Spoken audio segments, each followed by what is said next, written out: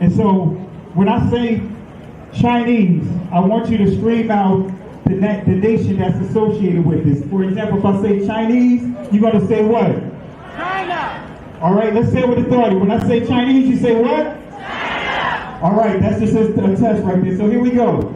Chinese. China. Russian. Russia. Italian. Italy. German. Germany. Swedish. Sweden. Korean. Korea. Egyptian. Egypt. Nigerian. Nigeria. Black. Exactly. Tell him, Pastor. Tell him, Pastor. Black, nothing. I hope you were able to successfully identify the issue.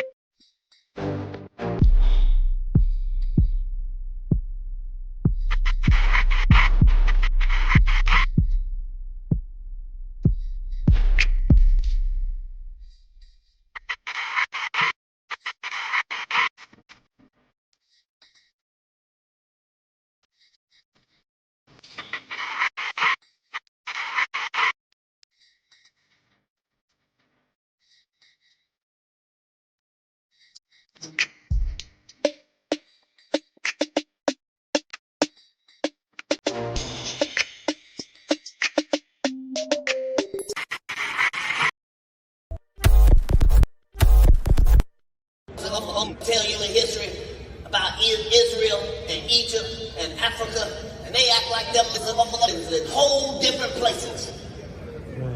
I mean, if I told you Atlanta and Florida was in the South, I'm telling the truth, right? That's the same distance between Israel, Egypt, and Africa. Israel, Egypt, and Africa. Israel, Egypt, and Africa. If I told you Atlanta and Florida was in the South, I'm telling the truth, right? That's the same distance between Israel, Egypt, and Africa. Every black person that ain't Muslim is Christian. As far as our family go back. Guess what they don't tell us? How the fuck did all our black families become Christian overnight? How come they don't never tell you what the fuck we stopped doing so we can start doing this? So we can start doing this. So we can start doing this.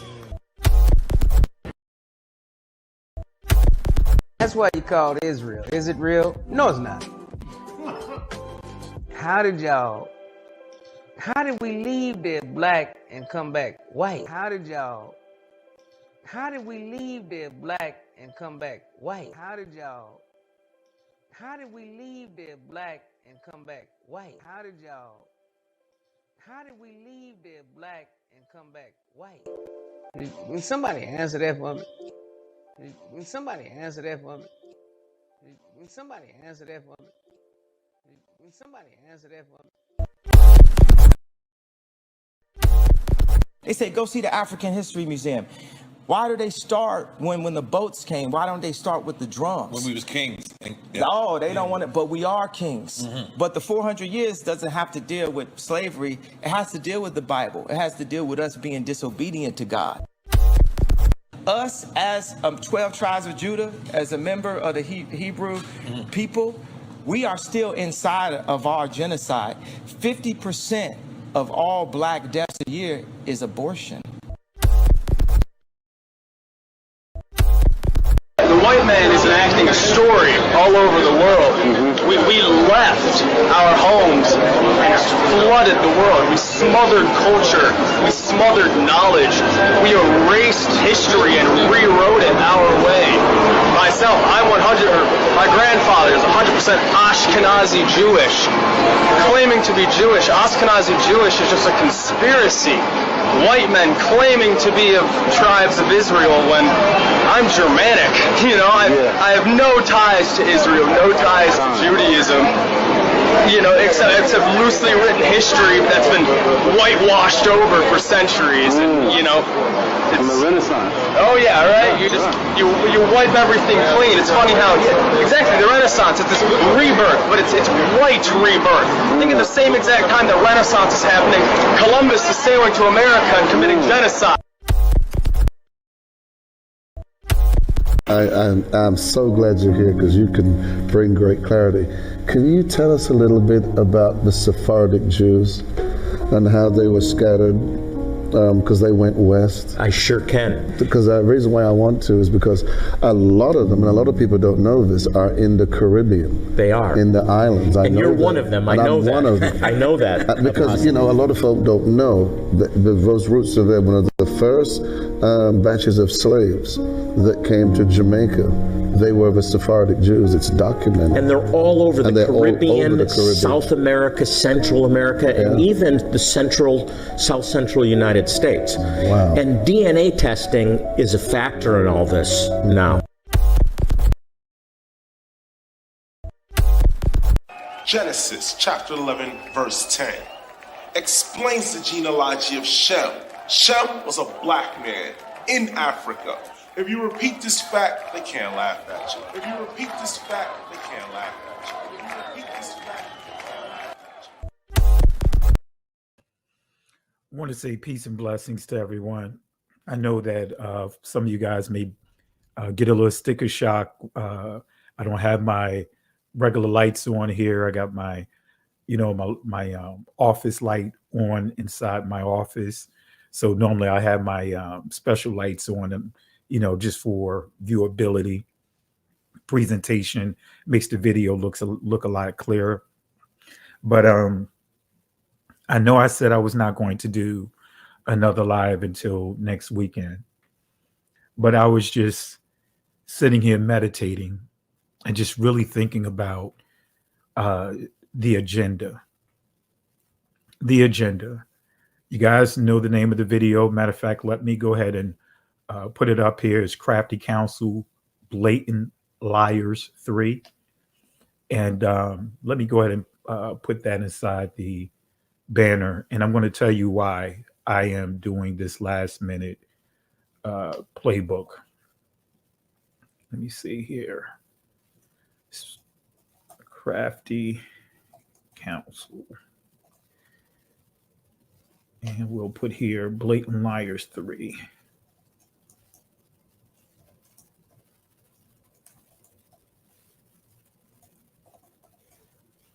All right, so let me put that here and let's drop that inside the chat. And I decided to go ahead and do a live here. Go ahead and share it because I had to do it. I wasn't going to touch on this, but I was going to wait till after I drop The Road to Savannah Part 2. And Part 2 is going to drop real soon, dealing with breadcrumbs. Right?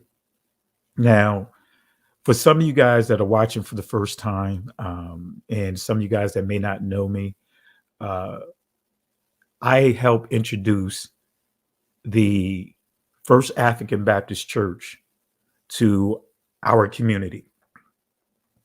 I did a video or did a speech at the Black Lives Matter rally here in Richmond, Virginia. I got asked to do a 10-minute speech there by one of the Black Lives Matters representatives. I was at a prayer vigil in Richmond that my daughter attended. And so I decided to go there just to make sure the young people had at least an adult there, as far as an elder, so to speak, that just in case things got out of hand, I was there to provide protection for them. And I got asked a question by one of the participants, not knowing that they were from Black Lives Matter. And they asked me the question, what do I think about what's happening to Black people? And I gave them an answer, starting with part of the problem is we don't understand that word Black. what does it mean when you say black? And what you see inside the video, what you see inside the intro that you see here, that is actually the intro to a 10-minute speech that I gave that went viral, literally. Also had me on the most wanted list over in Israel, literally, because of that message. But nevertheless, I had to think about it. When I gave him that answer,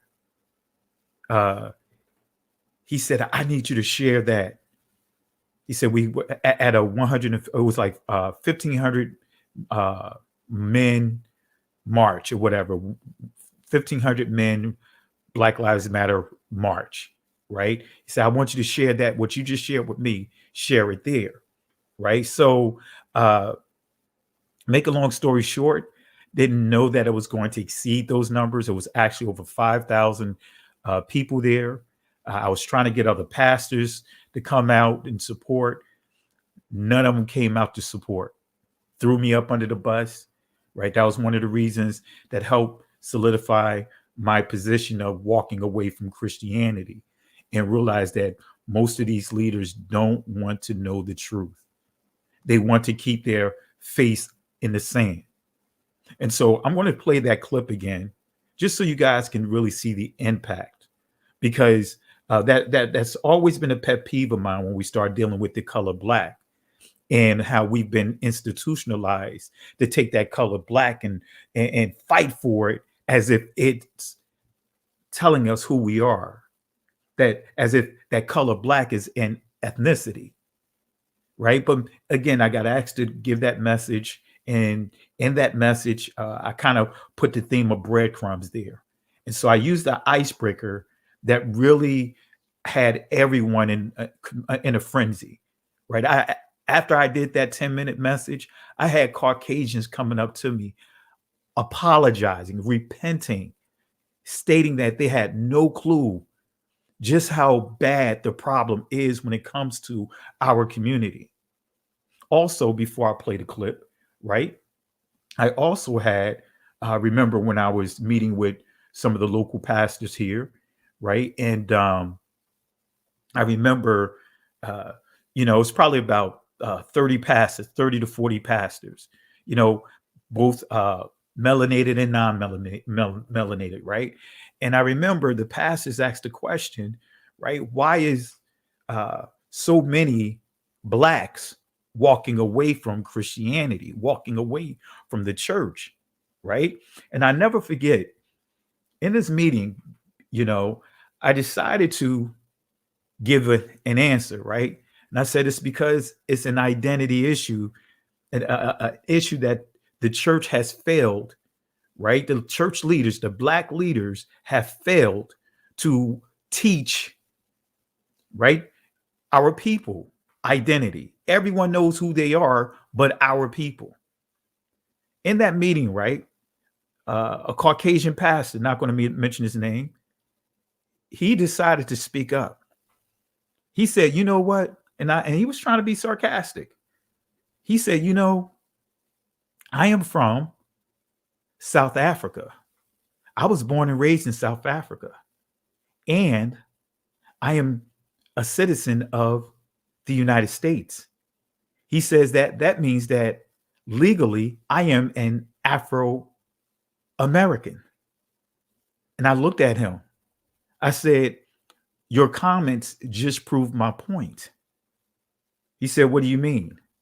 I said, when you say African-American, that's not an identity. That's not telling me ethnically who I am. That's not telling me my nationality. That's just saying that my origins is in somewhere in Africa. I said, now I could take it a step further with you. I said, I can tell you that your family is connected to the Portuguese. And I broke it down, and he was amazed at me breaking that down to him, right? I said, so even though you are legally an African American, but you still know that you are Portuguese. You still know that you are connected to Portugal. He couldn't believe it when I said that to him, right? I said, so what you just said is the problem. I said, it's an identity issue that we're having. I said, our community is the only community that have been that is not taught our identity correctly when it comes to the scriptures. So no one has a problem with the Irish remembering their identity. Nobody have a problem with all these different communities that remembers their identity. Asian Christians and all of that. They don't have a problem with that. But when it comes to us, that's where the problem comes to play. Right? So a couple of other brother men that was there, pastors, tried to kind of sun me. Was like, pastor, God has given you an awesome and incredible work to do that, God has placed that inside your hand for you to do. In other words, when I began to share with them the truth, the facts, they began to try to minimize it by saying, hey, that's something for you to carry. That's not for all of us to worry about. And to my surprise, out of all the brother men that was there, it was over easily 26, 27 brother men that was there, pastors. To my surprise, another Caucasian pastor interrupted that brother man that was trying to, sun me, and I had to check. That pastor said, I think you guys didn't really hear what Pastor Richardson just said to us. He said, I don't think y'all really understood what Pastor Richardson just said to us. He said, did y'all hear what he said? They said, he literally says, Pastor Richardson told us we need to upgrade our evangelism. And that's when I came up with the thought like, well, hey, you know what? That's a catchy term, a catchy thought, upgrade evangelism. And that's when I came up with PowerPoint presentations stating upgrade evangelism. Right. But he said, we need to upgrade our evangelism. He said, we're so busy going overseas, trying to witness to, people in Africa. So we have communities that's surrounding our churches that we're bypassing and taking advantage of. Out of all the pastors, this one Caucasian pastor stood in agreement and said, you are absolutely right, and encouraged me. Don't get quiet. Don't get silent. Get that message out there. He was the only one that was not argumentative. Most of the brother men were argumentative when I shared that, hey, look, I am an Israelite by blood, right? Family history and everything confirms it. So let me share this clip real quick. And then I'm going to share with you why I decided to do a part 3. Right. And we're going to extend this, somewhat. But let me share the clip for those that really may not have caught that this is actually from the Black Lives Matter. But let me play it real quick. And so that way you can recognize the issue.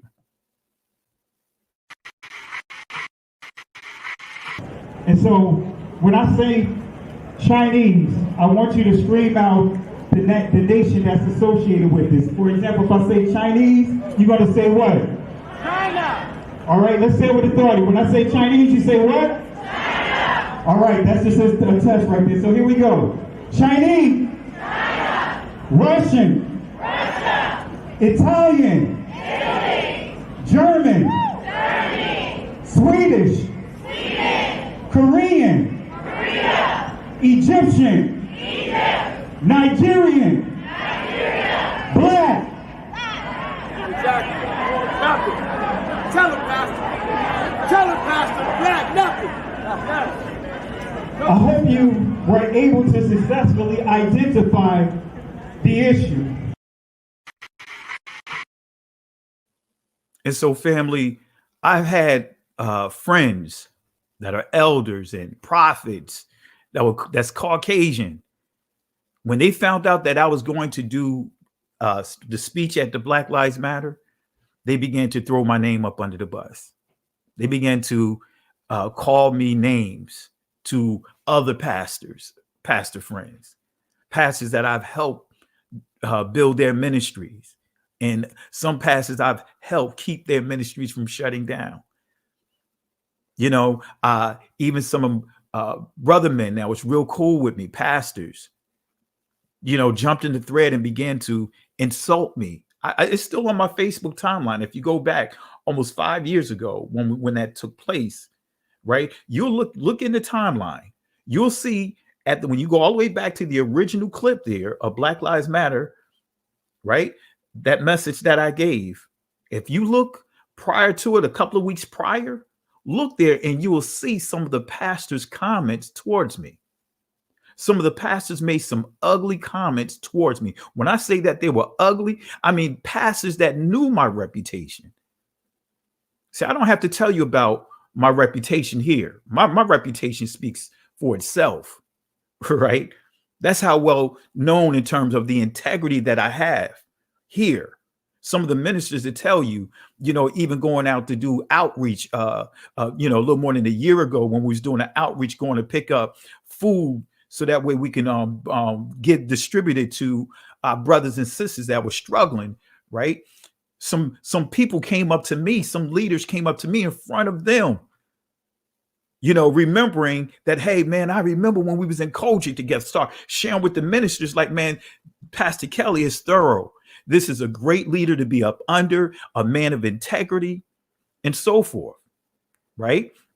So, but yet, when I got away from all of that stuff and said enough is enough, right? They, some of those pastors decided to what? Start throwing my name under the mud, start slandering. I want to say peace and blessings to Sister E. And Sister E, I'm going to throw the link in there. If you want to jump in, feel free. I'm going to put this invite here because I'm going to talk about something that may stir up a little bit of some old scars, but I don't have a problem with doing that, right? Because of what I'm going to talk about, right? So make a long story short, family.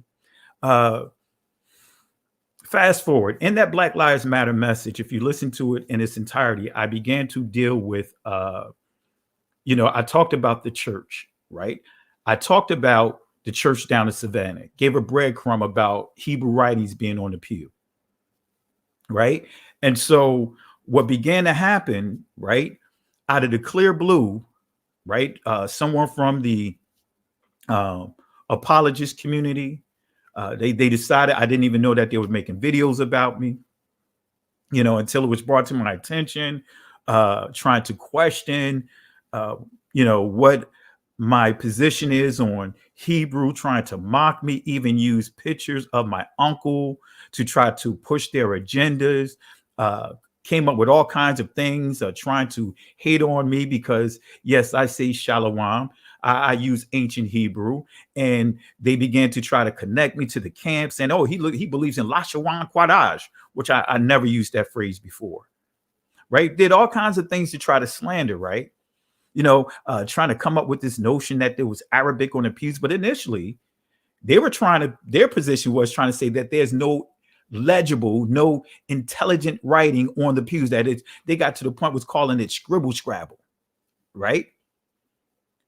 See, during that time, right, before that even happened, right, before that occurred, I've made several trips down to Savannah, Georgia.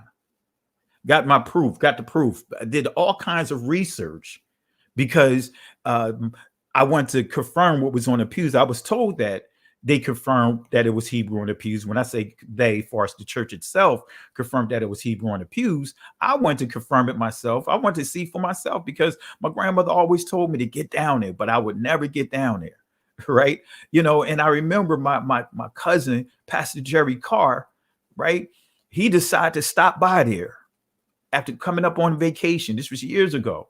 And he said, cuz, you need to get down there, right? You need to get down there. You need to go down there and visit the church yourself. You need to get down there. And the rest is history. I went down there, right? And the thing that I just regret that it took me so long to actually go see it myself. So from that point on, I began to do my research. I was already studying Hebrew, as far as what I thought was Hebrew, Israeli language. I was already studying that, right? And that's a whole nother discussion that in itself. Right. And my cousin will tell you the discussions we've had. So in a nutshell, I began to go down there regularly because I wanted to crack the code of what is on these pews. And I confirmed that there was Hebrew writings on the pews. I confirmed that not only was there Hebrew writings on the pews, I confirmed that there's Ge'ez on the pews as well. Some call it Ge'ez, right? Amharic, right? Ge'ez is like the ancient writing, right? And is, when you start getting to the 4th and 5th century, they changed the language and began to interpolate it with vowels to make it more appealing to foreigners, right? To Christianity, to the church per se. So Ge'ez or Ga'az come from the Sabines, right? Or Saba'an, right? Some say Sabines, right? Come from their language. And from there, both of those languages are what? Semitic languages, right? That comes from the ancient Hebrew letters themselves, right? That's why Ge'ez is referred to as being a Shemitic language, right? So I just want to give clarity on that. And I'll pull up a slide on that too, on what I've taught on that, just to really confirm ancient Hebrew, right? But anyway, so I discovered those things on the pews, and I did a video, right? Just a quick video, but prior to even doing that video, I get a phone call, right, from one of the individuals that worked at the church there that knew me. And you guys see the video, right? Let me show you the video of me visiting, my first visit there. And, and everyone was like literally telling me that, hey, Pastor James Wesley Carr was like, hey, you look just like him, right?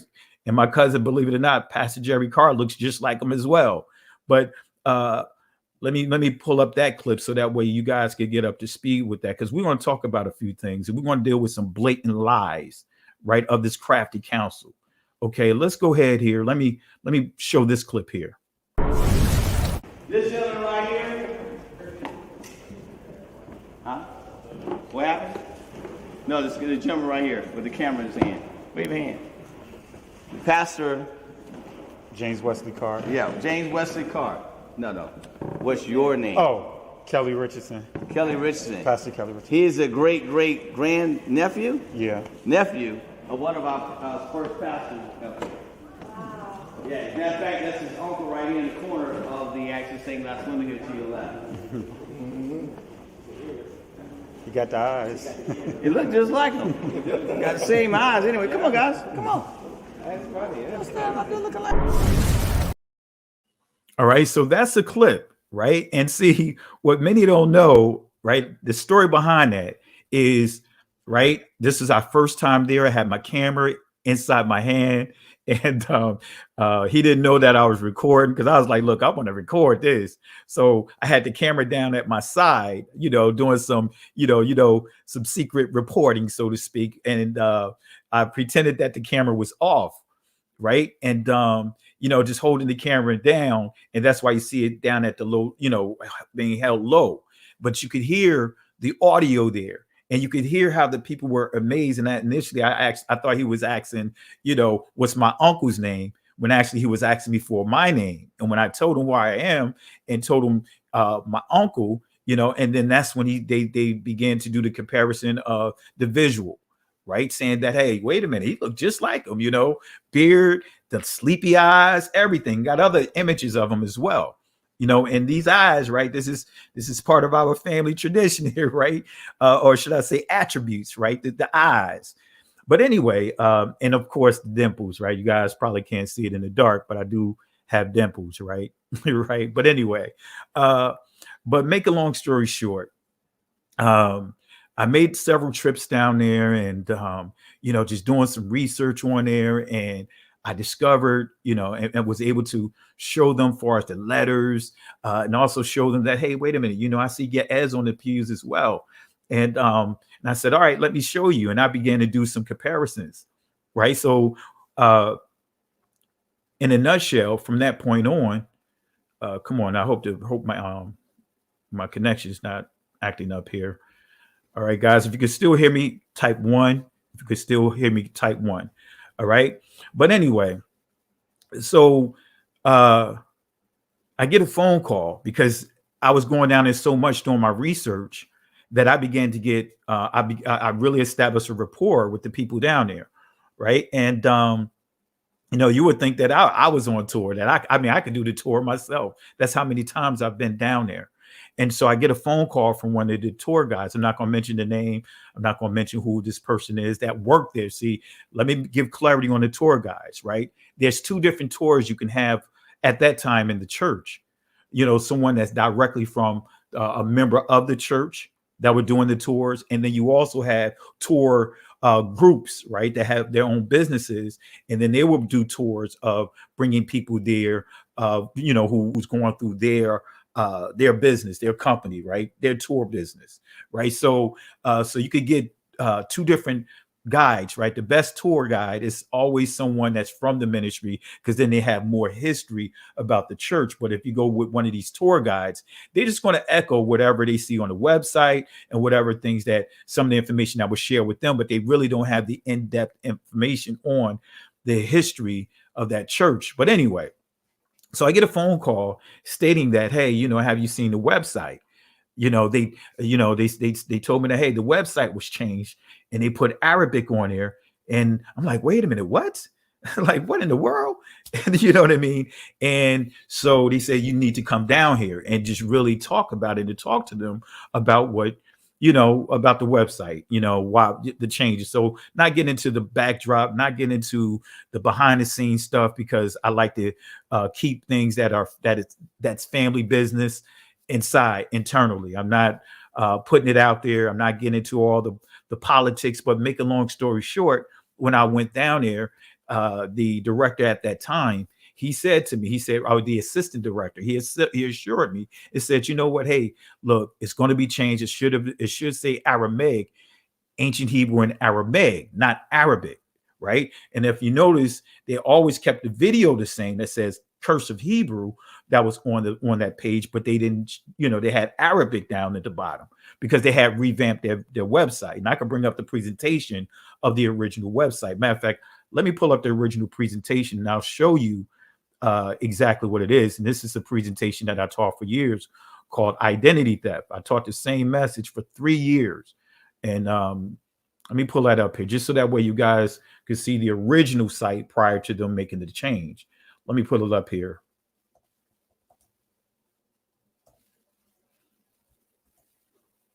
All right. Let me pull that up here. And I am going to share this here. And let's see if this updates. There we go. All right. Let me get this search off the screen. All right. There we go. All right.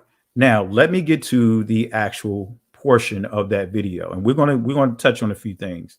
And I want you guys to know, really understand just how strategic, right, the people that really don't want us to know our history is. So let me enlarge in this here, right? This is the original screen print of that, right?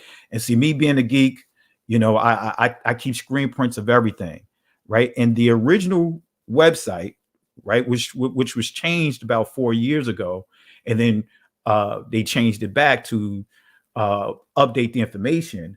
But here you see, it says here, the pews located in the balcony are original to the church. These pews were made by slaves and are nailed into the floors. On the outside of the pews are markings written in the African dialect known as cursive Hebrew.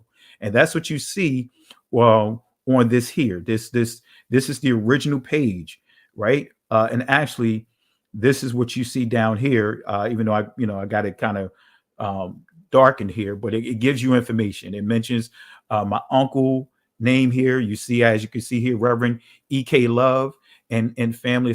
It's important for you guys to get a copy of the book that he wrote on the history of the church. And you'll see that they identify as being Israelites, right? Well before, what's his name, that they try to use, like Pastor Cherry and those guys. They were identifying as Israelites well before those guys were even born, because the congregation came together in 1773, and they were actually constituted as an assembly in 1777, right? But and you can even see that here, as they put here, First African Church was organized in 1773 under the leadership of Reverend George Leal.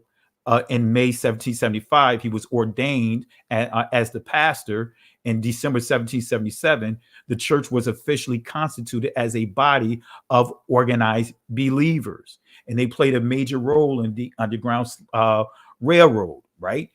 That's a whole nother discussion, which we're going to go into when we go into Savannah, Road to Savannah, part 3, when we wrap up the series.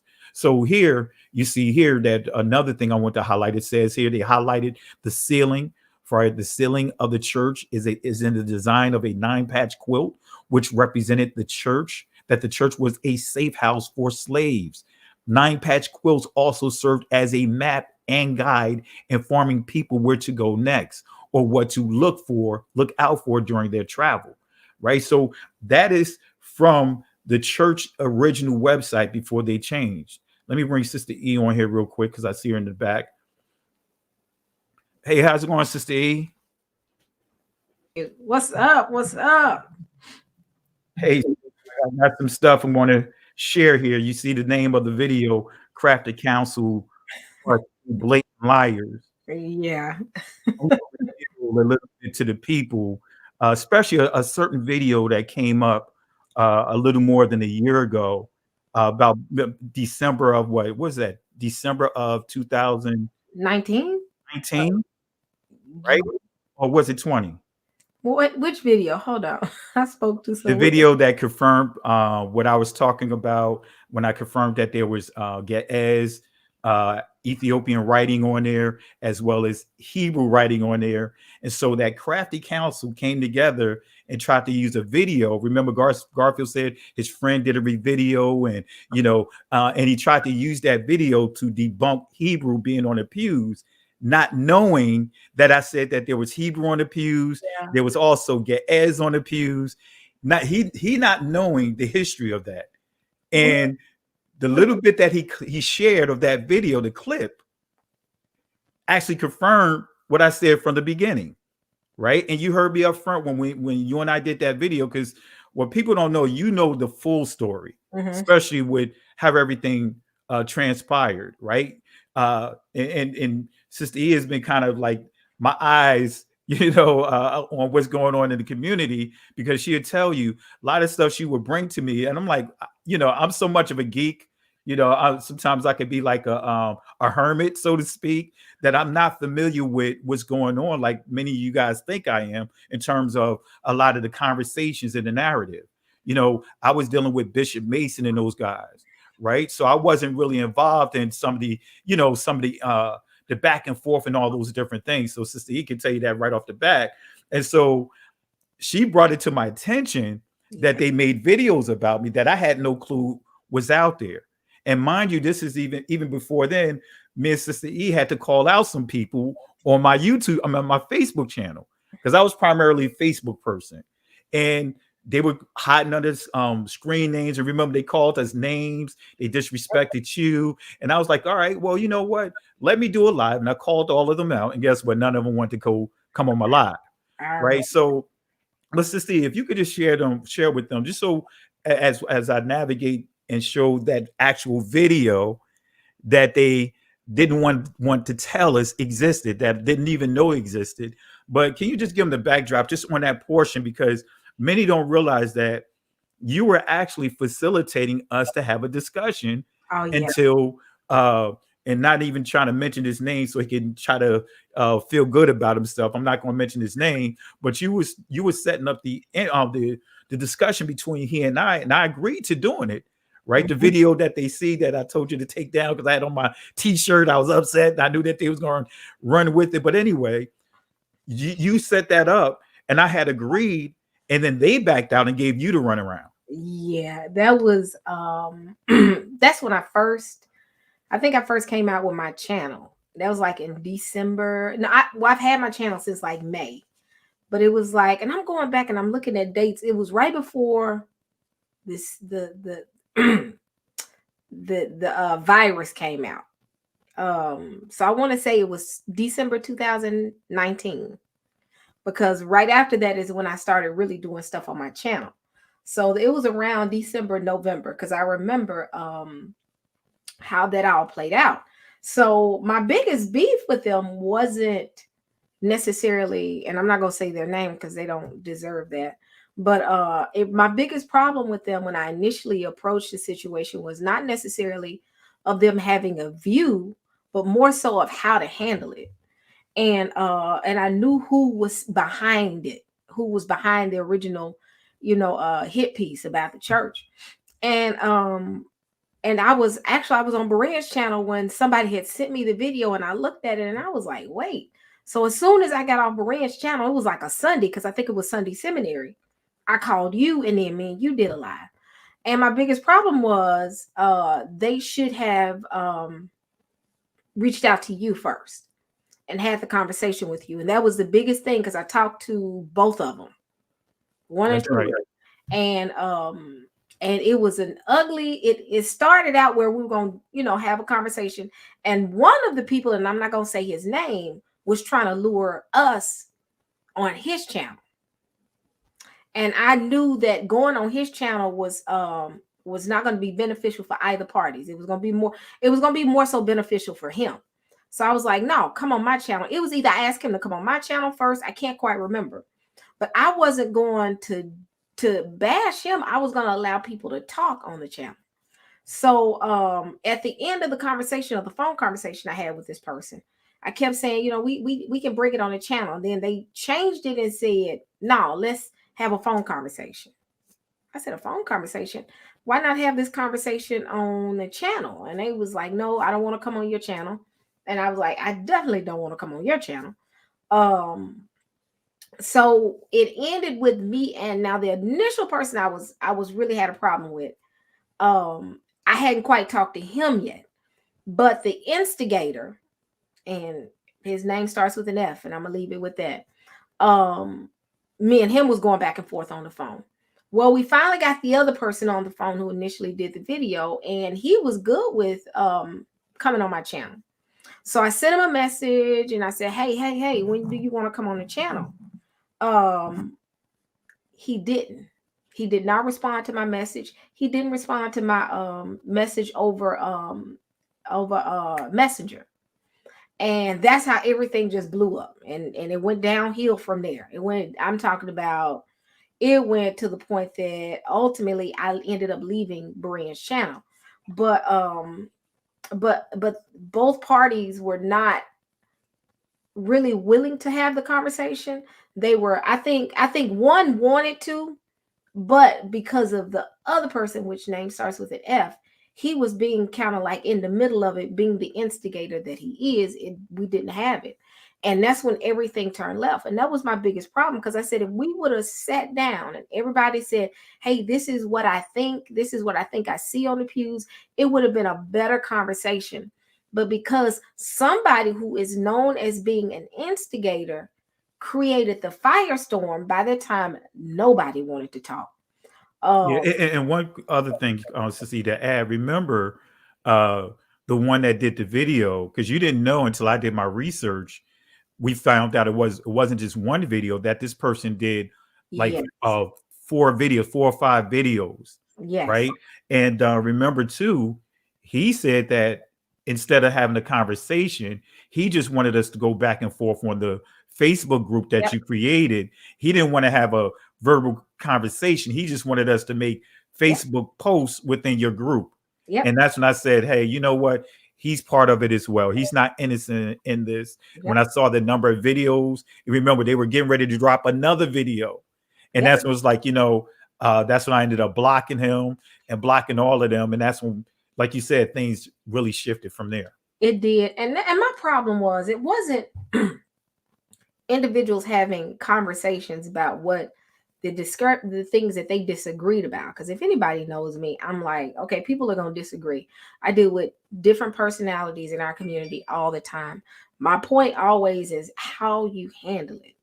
If you go do it, and the other person who we all know that loves to start stuff, his point is always to be, and the other person as well, but this person always wants to make a hit piece for the self of making himself look good. And he was never about being honest. He was never about having a conversation about the pews. He was more so of doing a hit piece. And that's why everything was sour. And then, like you said, when the other person, we started looking at the other videos, I'm like, Nobody really wants to have real conversation. They just want to do hit pieces. And I mean, that was the beginning of the end. I think that's when all the beef started. And one person I'm bringing up, because the other party is just as wrong in how that was handled. But the main culprit, his name starts with an F, is an instigator. And that's all he wants to do is instigate foolishness. He doesn't want to have conversation. Then he brings the other person with him, and then he wants to have conversation, but how it was done at the beginning ended up hurting him in the long run when nobody wanted to talk to him. And nobody wanted to deal with him. So I'm like, y'all, it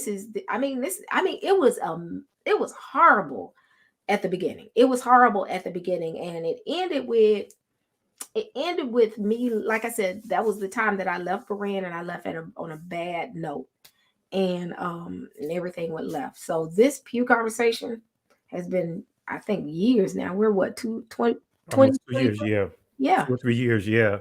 And then two, what some of the things that were being done is the work that I did on the pews, they would never show it on their platforms. Yep. Right. I'll show what the work that they said that they believe was on there, and then I'll show my work and let the people decide on our channel. But over there, they was building up this narrative as if, because I was open and honest initially, I couldn't read what was on the pews because it was, I was still trying to research and crack the code, so to speak. And I said that in the video. And so they began to push this narrative. Oh, he can't read Hebrew. He says it's Hebrew, but he can't read it. And there's more to it when you start understanding Hebrew and you start understanding how language developed over from different countries and different groups. So you have so many different forms of Hebrew, believe it or not. You have Sola Trail, which was one of the ones that really hit me when a little more than a year ago when Dante was doing a video and I saw he was doing the one that source with the Black Jews. And that's when it hit me like, wait a minute, Sola Trail. And I began to start researching Sola Trail and began to identify that on the pews. But nevertheless, what began to happen, right, about a year and a half ago is when it really took a really ugly, nasty turn, right? Because the question was, hey, we need to get scholars, who's good with linguists up, to get them, telling us what it is, so to speak. Mm-hmm. So that's when my cousin Majors started reaching out to professors, right? Started with David Bunis. And, I'm not going to, go back into all of that, but we got proof that he shifted on his stance because of how he got bullied, right? He even said that he was people were contacting his job, literally threatening his career. Wow. Right. And even one of the people that responded to Professor Bunis said to Professor Bunis that, and we showed the email saying that, hey, that guy Majors is connected to the Hebrew Israelites. Right. And you guys already know the Black Hebrew Israelites. You guys already know the negative, connotation that it has when you call yourself a Black Hebrew Israelite, even though I don't call myself Black Hebrew Israelite, because to me, that's an oxymoron, because we know the color of the ancient Hebrew Israelites. So I always just said Israelites, but they were already building up or developing this theme of Black identity extremists, and it was connecting Black Hebrew Israelites to that. So he literally recanted what he said about it in the emails. And we showed what he initially said. He brought up, say, hey, you can see Israel on one of the pews. But then he recanted and said he didn't say that. Right. And then we all know about the whole Professor Katz thing, how that just went and it just took things to a level that made it so nasty to where as though it's like giving this perception that we needed to have this validation, when one of the things that got lost in the conversation, sister, and you could vouch for it, I had already translated one of the pews. Yeah, I remember. And no one's ever brought that up when I actually went letter for letter and said, hey, I don't need Professor Bunis to co-sign on anything, because his work proved right? What's on the pews, one of the pew, the main pew in question. And I did letter by letter, and they never showed that on any of their channels. Me doing a letter by letter, right? And there was a few other things that I exposed on that person's approach, but I'm not going to get into all of that. But they began to run with, oh, they got to make up professors, right? To what? Mask not actually having proof to substantiate their claims. Mm-hmm. But the one thing that they never showed on their platforms was me actually going letter by letter, translating and showing you exactly what's on that particular pew in question. So things got really hit rock bottom, as you said. And remember, right, because that was shortly after what the Tazimore, when he went over to the, with that whole discussion back then. But then remember, they did a I called it a crafty council, when all of them came together. It was Brother Berean, it was Garfield, and some of the other guys that's in question, and they began to show that video, a video clip. Oh, I forgot about that. And I forgot Garfield was on that one. Yes, yes. And guess what, Sister E? I forgot about that. Guess what, Sister E? I got the entire video. I totally forgot about that. Yes, this is the video right here. There's so much stuff that happened. That right there, I forgot. I remember them doing it, but I forgot Garfield was on it. Wow. That's right. That's right. And see, what people don't know, Garfield had this, and I'm sure all of them watched this video and purposely did not share it. And I'm going to tell you, it's a lot more to it, because actually the person that's in the video, the Jewish guy that's in the video, he works at the, I'm not even going to get into all that. I don't want to put his personal stuff out there, but he works at the university, and the university owns this video, and they purposely made it so that way you cannot show this video.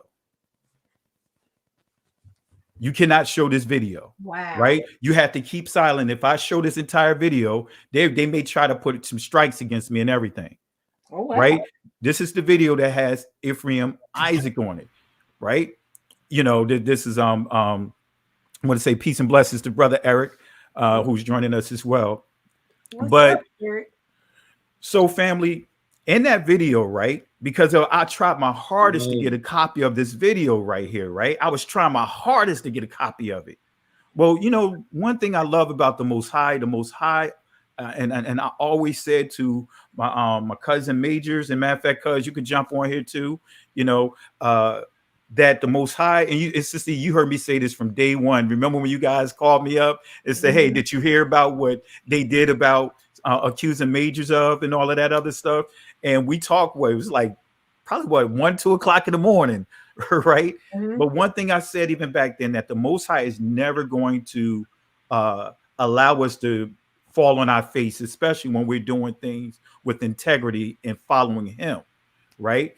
And so in a nutshell, and we can say fair use, we could declare the Fair Use Act, but trust me, that's not going to matter with this video. They'll still do whatever they can to try to take this video down, right? So in a nutshell, they did this whole panel, and Garfield wanted to use this video to say, hey, you know what?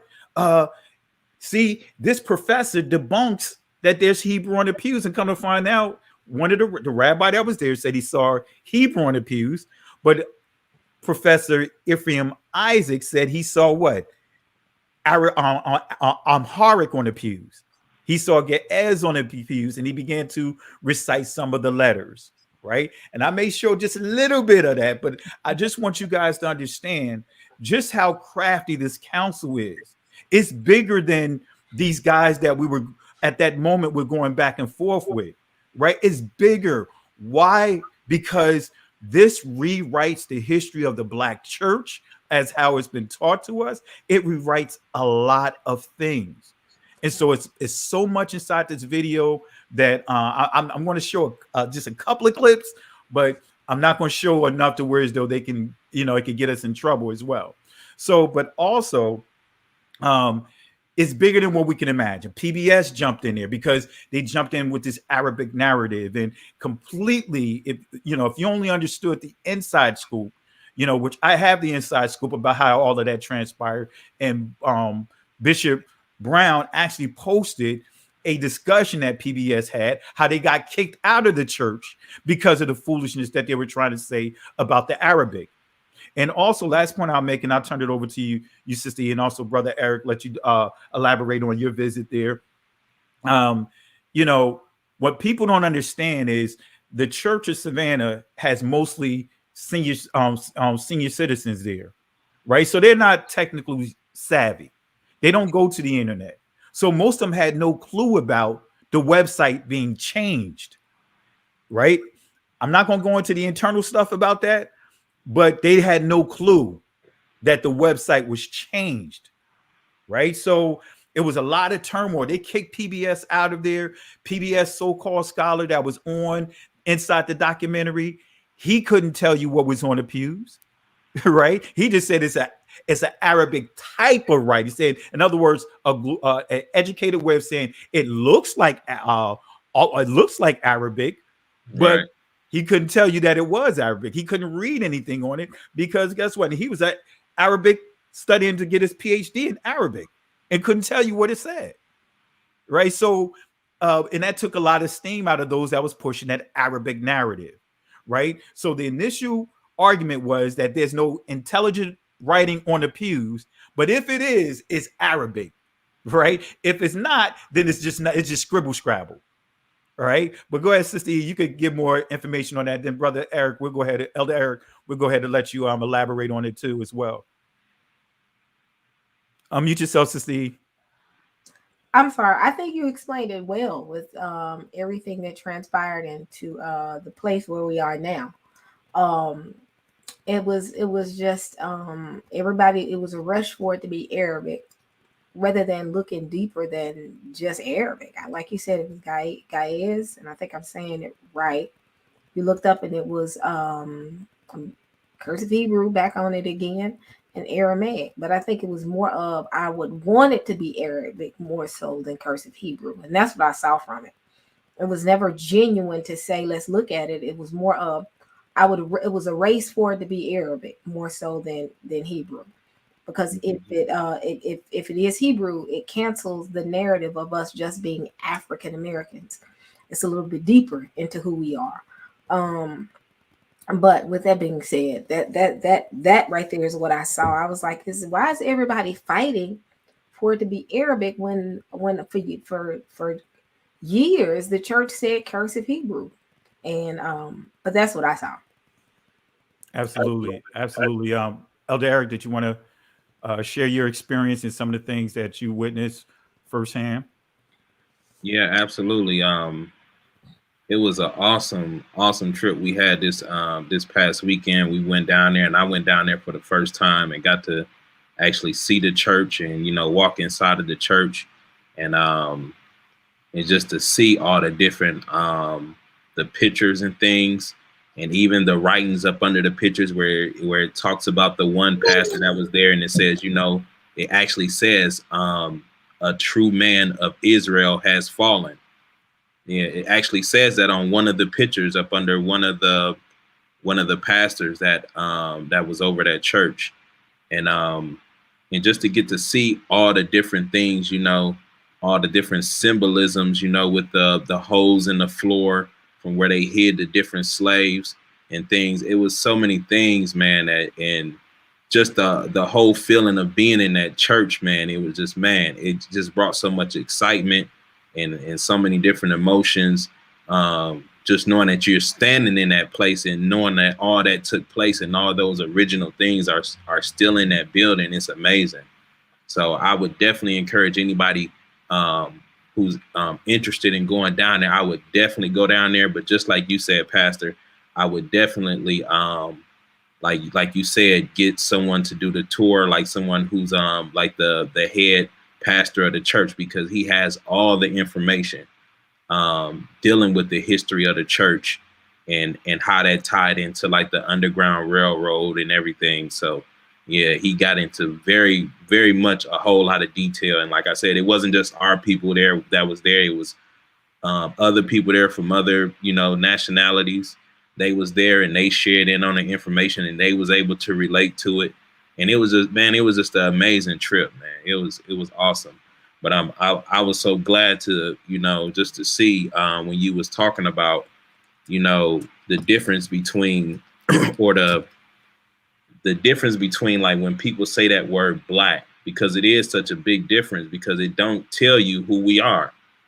And yeah, because it's so many different nations, and like you can go look up and look Google and see how many different countries is in Africa. It's gonna come up 1,000 different countries. So yeah, you can say you from Africa, but like who do you come from, or who do you descend from? So it's very important to know these things, because with those people you come from, it comes a different cultures come behind that, or different gods or different deities in which they serve. And so yeah, I believe it's very important to know all these things, and it taught us, and that's the reason why we sung Kumbaya, when we was in those fields and everything. They was actually singing Hebrew. So yeah, so everything ties together, as a sign upon us, upon who we are, and I think it's a beautiful thing. Appreciate it. And got my cousin Bishop Brown. Come on, Bishop Brown. Glad you was able to jump on this last minute unscheduled live. You know how I do sometimes. Sometimes I can be very spontaneous, and I was like, you know what? I was just sitting here working on the road to Savannah Part 2, and I just got really irritated about thinking about how everything transpired. And come on, Bishop Brown, let the people hear you.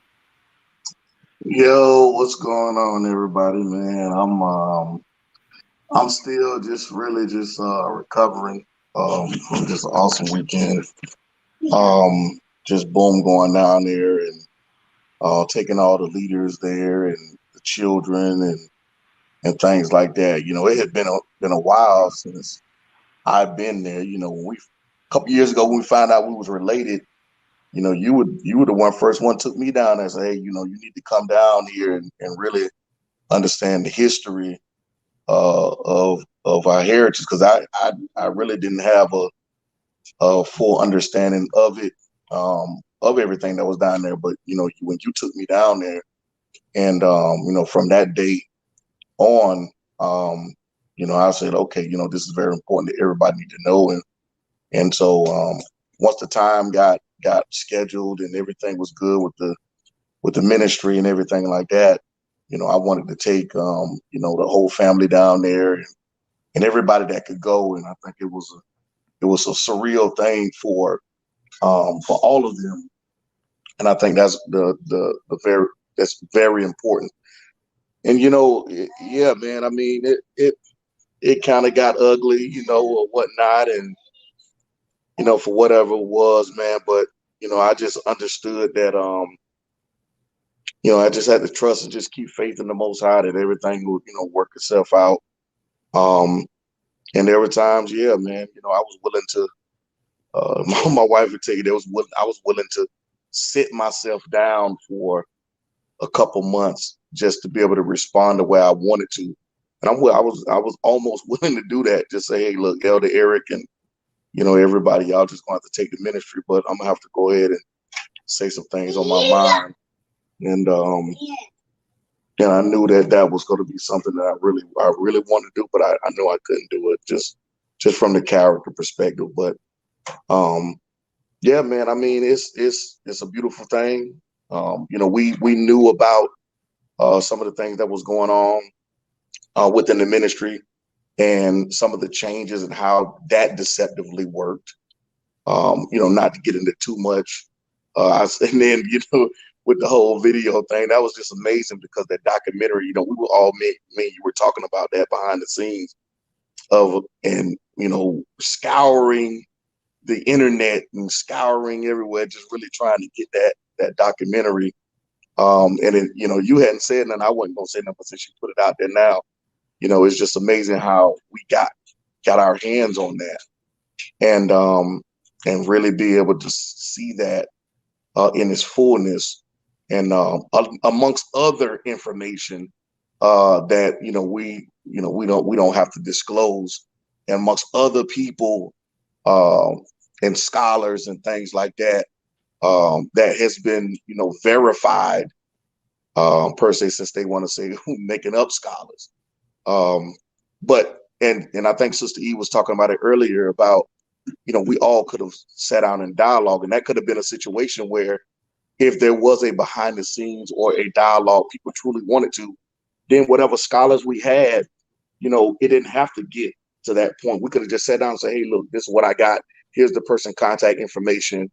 And I came into it like that, thinking that was how it was going to be. And if I had known, I would have did what I did after all of that. I would have went ahead and gotten a, video or some form of audio from every professor, like we did before, and so, or after that situation. So it taught me a lot. It taught us a lot, and how to move and maneuver, and it really showed us the type of people that we were dealing with. So once that took place, it was shut down city, man. I didn't have anything else to say to them, to any of them dudes, man. Or it could have got really ugly, to the point to where, again, as I say, just because you don't show your face on the internet, that don't mean nobody can't find you.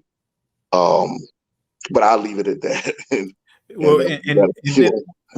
And also too, because what many people don't understand is we've had discussions, and I know firsthand what you are going to do, even when they try to question your integrity, question my integrity, about this whole Richard Katz thing, about Professor Katz, how that thing was taken and they ran with it and went way out in left field with that foolishness. But and remember when you called me, it was like, wow, and you were about to do some things.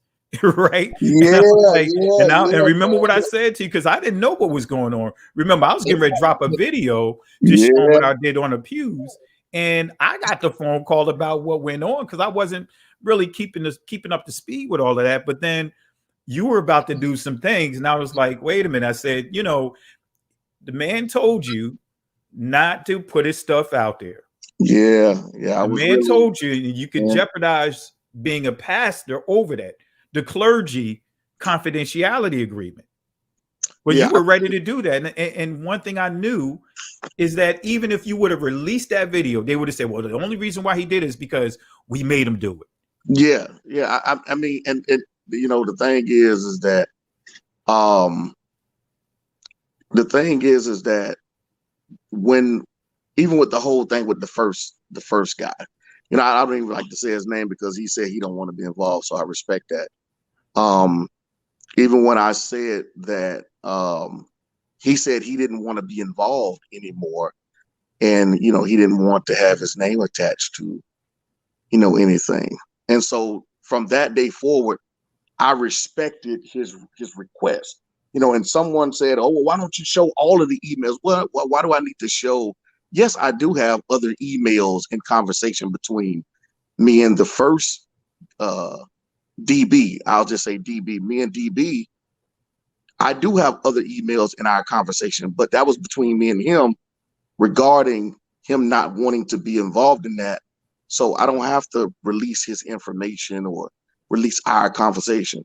But I respect it to this day and don't involve him or use his name or say his name at all. It's the same thing with the second guy. If a person tell you something, and here's the thing, the one particular brother who you guys were referring to earlier, who we all dealt with, Berean, I'll just say Berean, who we all had dealt with in some aspects. There's certain conversations and things that me and him talked about that he didn't want to be disclosed. And there was a couple of people that came to me and asked me, hey, did he share this thing, or did he say this thing to you, or do you know about this, when there was a situation when he was going through something? And I told him no. Why? Because I'm a man of my word. If I tell you that I'm not going to do something or say something, put your business out there, and somebody come and ask me, then I'm not going to put your business out there. That's just the way, even outside of pastoring, just me as an individual, as a dude who, before even coming into pastoring, that was just a code that you do. Your word was your bond. If you tell somebody something, that's what you do. And so that was that situation. But at that point, I was like, you know what, man? Just because I want to make sure everybody is good, I was willing to do. And then you was like, nah, don't. You know what? Matter of fact, you called me the morning of at like 8 o'clock. Man, you know what? Man, don't do it. Don't do none of that. Don't. And so at that point, I shut down, and he was like, yo, don't say nothing. Don't say nothing. Don't worry about it. Don't do nothing. Don't do none of that. And just fall back. And so a part of my falling back was the wisdom of my cousin telling me, hey, just fall back. Don't worry about it. Don't get involved with that. Let it go. And you know, and that was it. So that's why I kind of fell back and didn't say nothing or do some of the things that I wanted to do. There was a couple of things that I wanted to do, as far as just exposing information. But not only that, I really wanted to just really, because I think it had gotten to the point where it was ugly, where it became beyond church. It came beyond scholarship. It was like, this is some street stuff. You know what I'm saying? So it got to that point to where it was like, okay, well, this is how it's going to do. So I thank you for your wisdom and saying, hey, fall back. Don't worry about that. Don't worry about doing that. And don't worry about sharing that type of information. It'll all work out. And so that's kind of how it went. And one thing, family, what you guys don't know, my cousin will tell you, I said it to him because his ministry is still fairly young, even though they've been around for 3 years now, right, cuz? Or is it 2 years? 4 years. 4 years? Oh, man, time is flying. But remember, you know, see, our ministry been around for 14 years. And we went through a transition to coming out of Christianity. So if we were able to endure that, we're not going anywhere. You know what I mean? So I just encourage him to focus on his ministry. Don't get caught up in this back and forth stuff that they were trying to reduce us to. And what it did was, as he pointed out, it made us realize that, you know what, we're giving too much integrity to some of these people. They have no integrity. So it's easy to hide behind screens and screen names and all of this and throw whatever you can at the wall and try to make something stick. And so what that did was, this is why we decided that we're not releasing any more of the professors that we have full information. We'll put maybe just, let's just say a name, a first name, and just put their quote, but we're not putting the name of their university. We're not putting any of that information, because the thing about it is, this is their livelihood. And here it is, they are getting phone calls and getting all kinds of things to them, harassing them, and, you know, on something that they did for free. They volunteered to do so, you know, to take out of their time to answer and respond back to the emails. So the email request. So again, definitely appreciate you sharing that, Bishop. Because I think at one time they were, if I'm not mistaken, they were putting out that Joseph was a secret scholar. So I guess it took them, what, a year to track him down? Yeah. They were saying, they was like, basically, you know, like, I got a partner of mine or somebody just to make up some stuff that he was someone that was that understood, you know, the Arabic language or something like that. And I guess he was supposed to have been some secret as well, or some made up guy. And they finally tracked him down after a year. But you know, at this point, I mean, he had already, you know, voiced his opinion about what he understood as far as with the Arabic concern, and that was it, you know. And so here we are. So I mean, hey, you track them down, track the other ones down too, but you're not getting no more over here, you know. And we got a file of verified folks, and we'll go from there. But I think it could have been a beautiful conversation. It could have been, if we all approached it that way. And here's the thing, I'm gonna say this and I'm gonna shut my mouth. I should have took the heed and the wisdom of, I remember the day when it was me, you, I think Sister E was on there, and it was on Berean's channel, and I think the guy whose name begins with an F, he was on there, and we were talking about something, and we were talking, I can't remember what it was. I think it was something about maybe dealing with doctrine or something. And I'll begin to have a conversation. I've been to say, hey, listen, man, you know, the biggest issue that we all have here is, you know, the Bible speaks against sin. You know, regardless if you view the Christian or Israelite, whatever, the Bible speaks against sin. I kept dealing with the conversation of sin. And this brother turns around and says, when he jumps on, hold on, I need to talk because they're misrepresenting my position. Meanwhile, I go back to watch the video. He's in the chat arguing with people in the chat. He's in the chat arguing with people, not listening to what we're talking about, because he has a Hebrew Israelite starter kit of scripture. And he just started blurting out all these scriptures, this, that, and third, and they misrepresented my position. I'm like, bro, I'm talking about sin.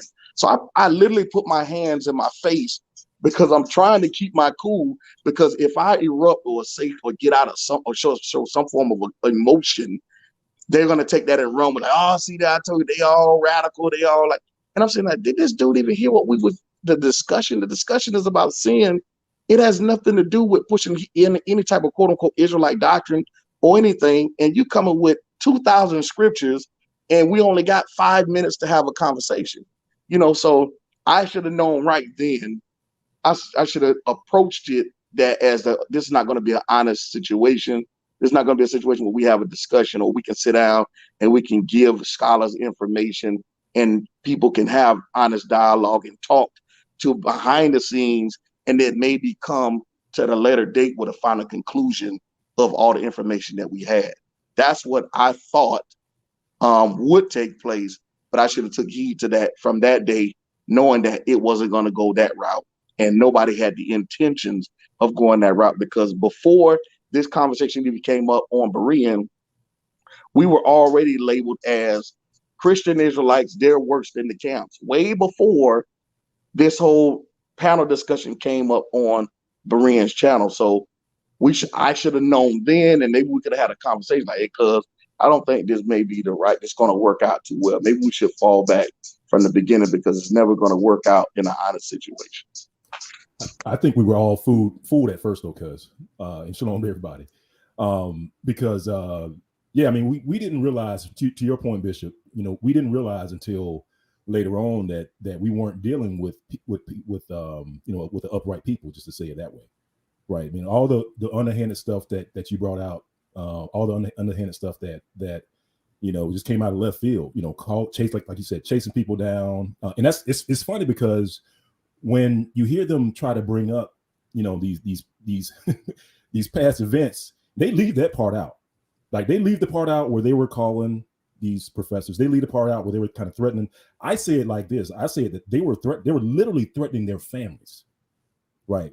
Like Cousin Kelly said, you know, they were threatening their way of life, you know, by calling their jobs and saying all kinds of off the wall stuff to try to get the administration to react in a certain way, so that these people could not, you know, would not help us, you know.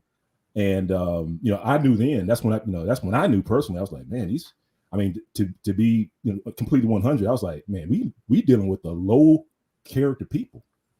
Like we are dealing with pond scum. I mean, literally, like because you was talking about you know, this, you know, this person not listening.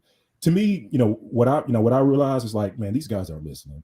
These guys aren't interested in the truth. These guys aren't interested in you know, sitting down and having honest dialogue and you know, me being like an IT guy, like an IT architect. What I do, I'm always, you know, weighing two technologies. We're trying to, you know, comparing two different things, and literally, you know, it boils down to the basic, where you have a sheet of paper or a spreadsheet, and on the right hand side, product A, you list all the pros and cons for product A.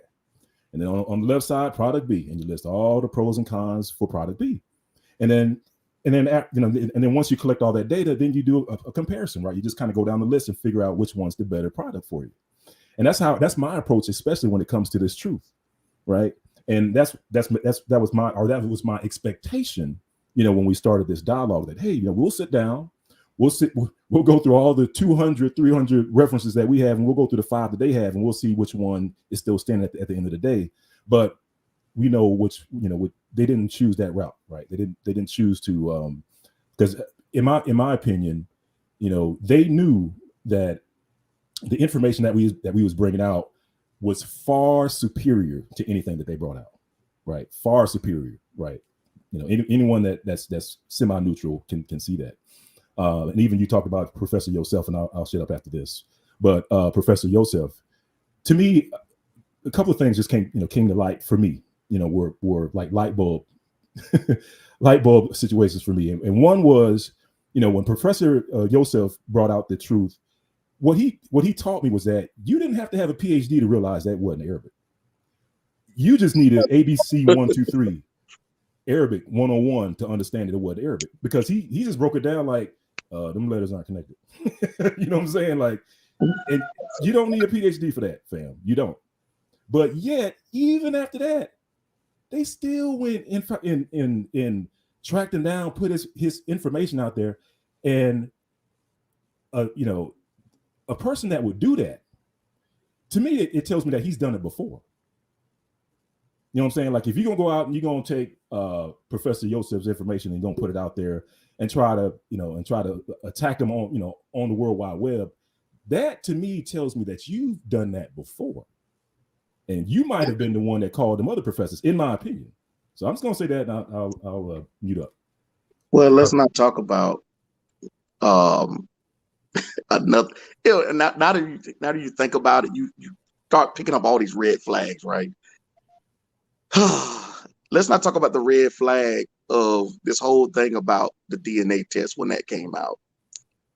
The DNA test of Boom is pushing DNA tests in order to be a member of the congregation. I think people forget that. I think that gets kind of lost in, and this jumped off way before Katz. This jumped off way before any of that. They were pushing the whole narrative, all of them, and even with this other sister Salam or whoever she is, who never presented any DNA information yet, they were pushing this whole thing. Oh, Boom Church, yeah, William Brown, he over there, he making his member take DNA tests. You can't be a member of the church unless you take a DNA test and all. Like, what in the world? We had to do a whole presentation on that, just knocking all that down. And it come to find out, it was a whole nother church. There was a Christian church, in fact, and they weren't even pushing DNA tests, but they used the acronym as something else. So did they ever apologize for that? No, absolutely not, sis. Not a single apology. Swept that under the rug and kept attacking. Never apologized, never said anything about it, never brought it up and said it was wrong. This was all before Katz. And then they lied and said Katz was they're looking all over talking about Katz was a professor at Tel Aviv University. And if you go back and and look at the email never said Tel Aviv University professor. It said Tel Aviv, Israel. If you go back and look at it, it never said that anything about him being a professor at that school in Israel. And so that was a whole nother thing that they didn't even talk about. Or they pushed that and had people talk about. But when you go back and look at the video, you'll look at the email and see clearly what it says, his name, and it mentions Tel Aviv, Israel. That was it. And so that was another thing. It was a whole lot of red flags way before any of this. And I just think some of us ignored it. I would say I did for the sake of, because we were so busy. I think all of us were, because at the time they were comparing us worse than the camps. And I think that we kind of got caught up in that. Well, I'll just say for me, in trying to say, you know, how are you going to compare me to that when even a lot of the doctrines, we don't even teach or believe a lot of the doctrines that they teach and push, you know? So I thought that was unfair to even compare us as worse than the camps, but that's neither here nor there. So I let me be quiet. I know y'all got a lot to say, but I just wanted to say that. No, I was going to say, cuz just kind of land back on what you started talking about. And I'm like I said, I'm gonna keep it 100, fam. In my mind, I'm thinking, man, people are so dumb. And the reason why I say that is, let's say, for instance, if you know, let's just make up a hypothetical, right? Let's say if a person said, you know what, like a bank got robbed, right?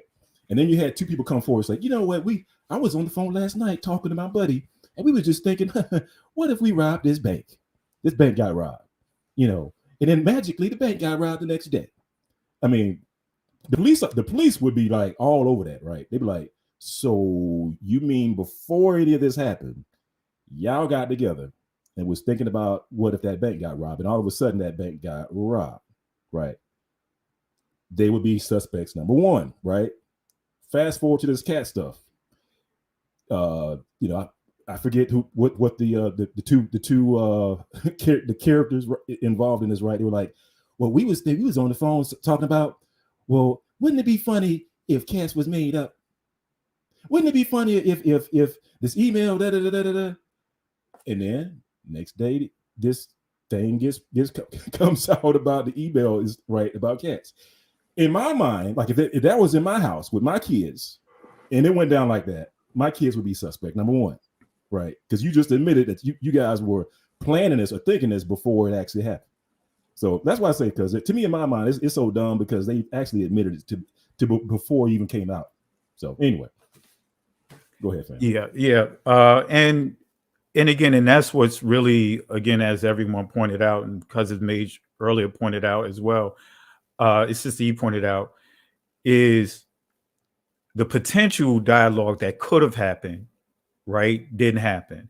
And what, once things hit the way that it hit, it made me realize, it made all of us realize that we've kind of like reduced ourselves in terms of people. And Sister Ia tell you, I said this to her as well, people that wouldn't even work in my space. You know what I mean? They wouldn't even have access to where I work at. They wouldn't even, if I had to look at it from a corporate perspective, they would not even be on the same campus of where I worked at. And yet we're allowing these people to have access to us, so to speak. And I had to just really think about it. It's like, wait a minute, I'm a pastor over an assembly. Most of these guys don't even have assemblies that they even attend. They hide behind screen names. They doing all these different things. So they really don't have anything to lose. But notice what we do. We show our faces. We showing our real names. We doing all of these different things. And that's what really, when we all talked about, it's like, you know what? We're not dealing with them anymore. We're not going to mention their names. We're going to shift, and we're just going to start putting out a quality product to explain. And that's when we did the collab with the Savannah, me and you, Benea, and some of the other things we worked on. And then Majors did the interview with Yusef, and it literally shifted the whole discussion. So the other thing, you guys still there? Can you guys still hear me? I want to make sure. Yeah, I got you on me, little man over here making like you over here trying to talk. And a lot happened during that time too, because it allowed us to see who's who, not just those from the other side of the flood, so to speak, the other side of the Jordan, but it allowed us to see who's who even among the Israelite community, where the people are. Because we, this past year we had someone, probably about 5-6 months ago, came public and they jumped on with the Crafty Counsel, supposed to be an Israelite, thought that this person was an okay person until this person started finding out this person has a history of, going at our own brothers and sisters. And this person decided to go there, decided to throw Hebrew Nation under the bus, Benea under the bus, Sister E under the bus, Boom under the bus, went right down the list, even threw Only Love under the bus. And Only Love is like one of the nicest people, man. Only Love, or, she's one of those, she can make you mad like grandma. You know how grandma could just say something to you? Yeah. And no matter how, it's true and you mad, but you just got to love her anyway, because it's like, man, it's grandma. She's so real. That's Only Love, and this person threw everyone down the bus and decided to try to pick up that playbook and try to run with that whole narrative, that foolishness, and began to jump right aboard with the Crafty Counsel. So we got to see who's who as well, with everything that went down. I stepped away. Who is that again? Well, you can't tell me here. Okay, never mind.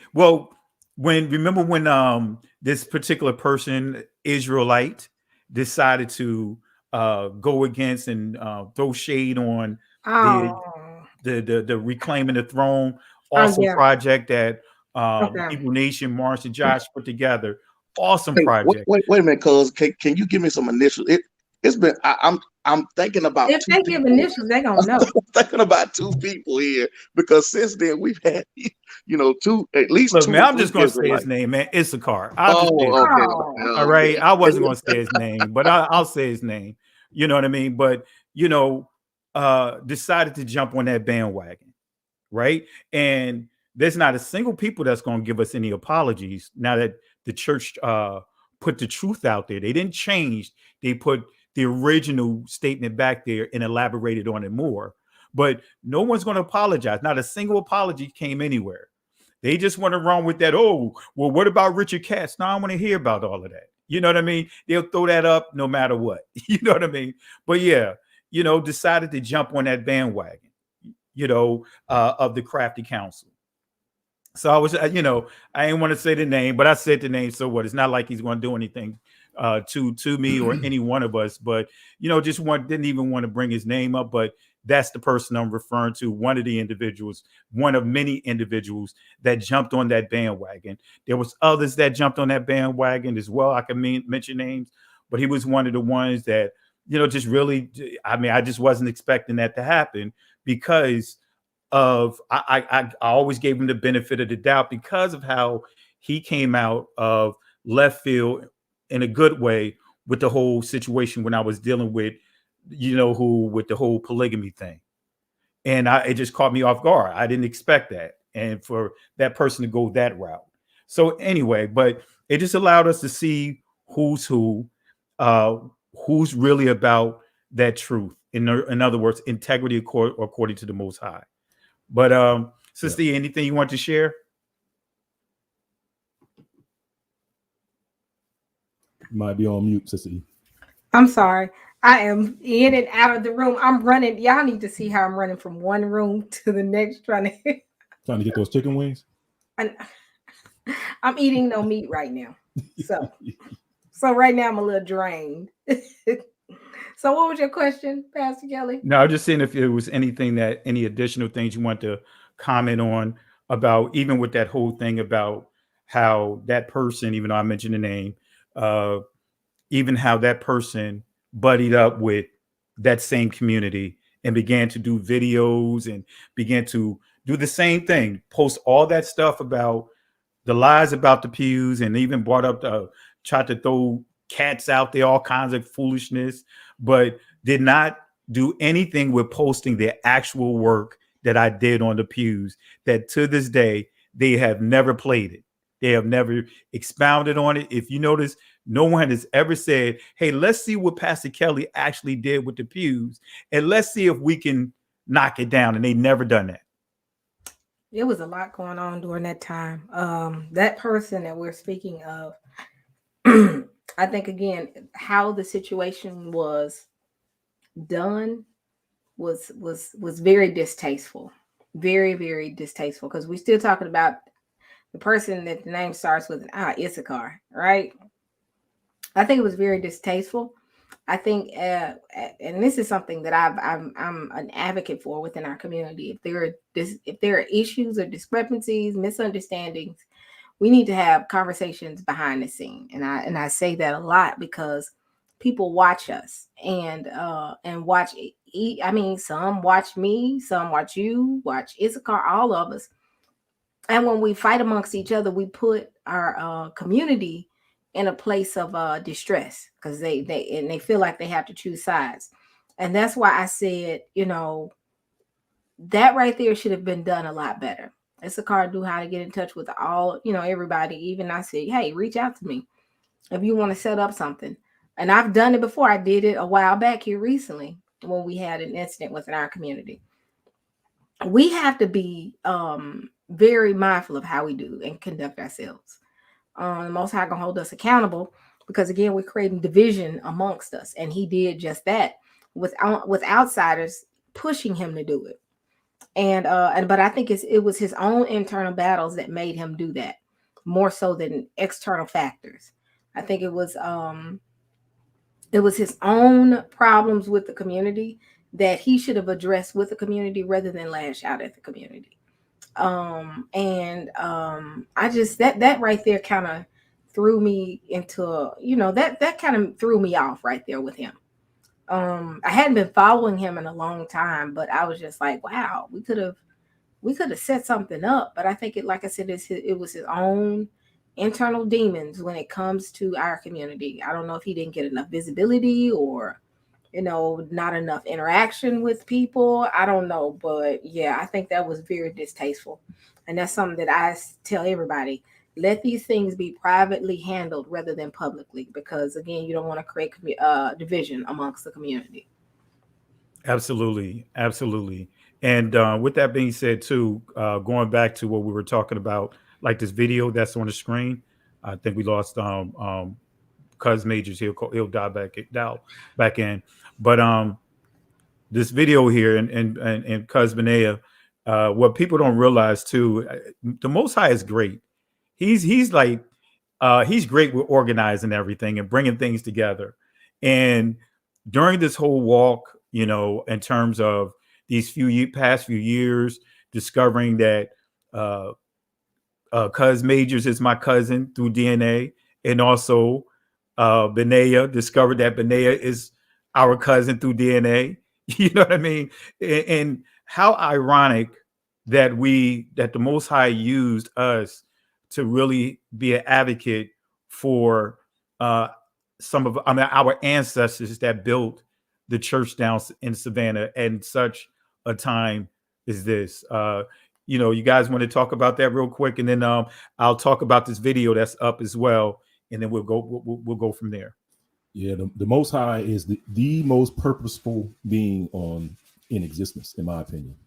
Because to your point, Cuz, so your uncle, Uncle Carr, is it Uncle Wesley Carr? Was that the full James full Wesley Carr? Yep. Yeah. Dr. Wesley Carr?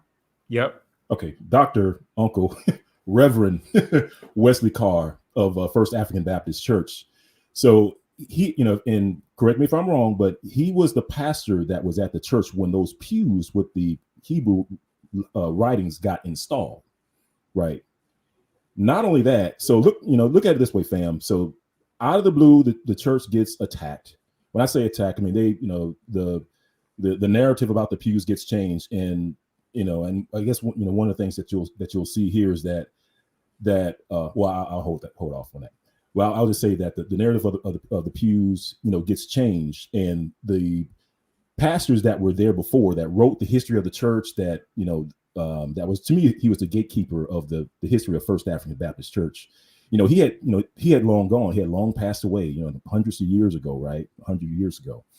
And so it appeared as though there was no one on the earth to defend the church, right? Because truth be told, in my opinion, like the folks at the church weren't really kind of paying attention to this. And this is kind of like the story, the word on the ground that I've heard was that, people at the church weren't necessarily kind of, paying attention to it. So all this change and turmoil was going on, but no one was really there to take up the cause for the church to defend what they had, to your point, to defend what they had originally written down and recorded in their history.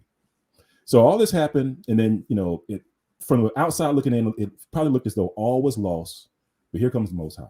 Hallelujah. The Most High comes and grabs the descendants of Wesley Carr to come and defend the pews. Hallelujah. I mean, just think about that. The pastor that was responsible for putting it in, his descendants were the ones that were responsible for defending it. So Bishop Brown, Dr. Kelly, and myself, we started working together. And actually, we started working together on this project before we even knew that we had ties to each other, right? And then it wasn't until afterwards that we realized that, oh man, we're family, right? And that's when the weight and the gravity of what had happened, what the Most High had done in bringing us together, what it meant. And that's why this project really means a lot to me. And I'm just honored to have worked on this project with these two men. Absolutely, absolutely. Bishop Brown, anything you want to share? Yeah, man. I mean, it was interesting, just hearing the fact that I think I'm pretty good with being able to say this. Um, Amongst other inside things that we know, um, the church didn't have a clue because of the change that was made to the site because of certain people that were in leadership at the time over the history of the church. So that was unknowingly kind of done to and not informed because the church is a structured organization, a legal organization, which means they have the history of the church is separate from the religion of the church. They have two different boards. And so without going into too much detail, they didn't have a clue of what was done to the website because most people that go on the website, most people at churches that are members or whatever, they ain't on no websites looking around. Unless somebody asks them, hey, do y'all got a website we can go to? But most people in the church, they don't even promote their own church website. You know what I'm saying? Mostly visitors or whoever is going. So that was kind of interesting to hear that they didn't have a clue that it was changed. I mean, it was changed for like 4 years or something like that, cuz I think it's like 4 years. 4 years and they didn't even know that it was changed. And so to Arabic, from our understanding, when they received information and getting their own information for people who could be able to validate what was going on, that's when they found out, when they were updating it, from my understanding. I think that's pretty much correct, right, guys? And so that's kind of how this thing, we all, everybody kind of wake up and, people are looking, whatever. And then they find out, the website was changed, with the information changed back to and updated to what it was originally was as ancient cursive Hebrew or whatnot. So. Absolutely. Absolutely. And to fast forward to even during that time, because remember when they did that council, right, with this video, I'm not going to show the video. I'm going to show a couple of just simple clips so you guys know that this is the actual video that they tried to use to debunk, to say that, hey, there's no Hebrew on the pews. And kind of find out this video confirmed everything and then some. It's a lot of information in this video. And this video is called Cryptic Quest.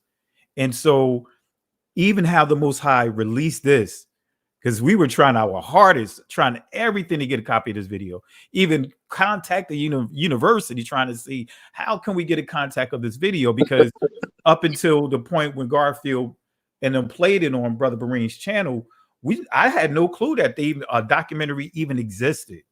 So so the work that I did on those pews to show that there's Ge'ez on the pews, that was my own independent study.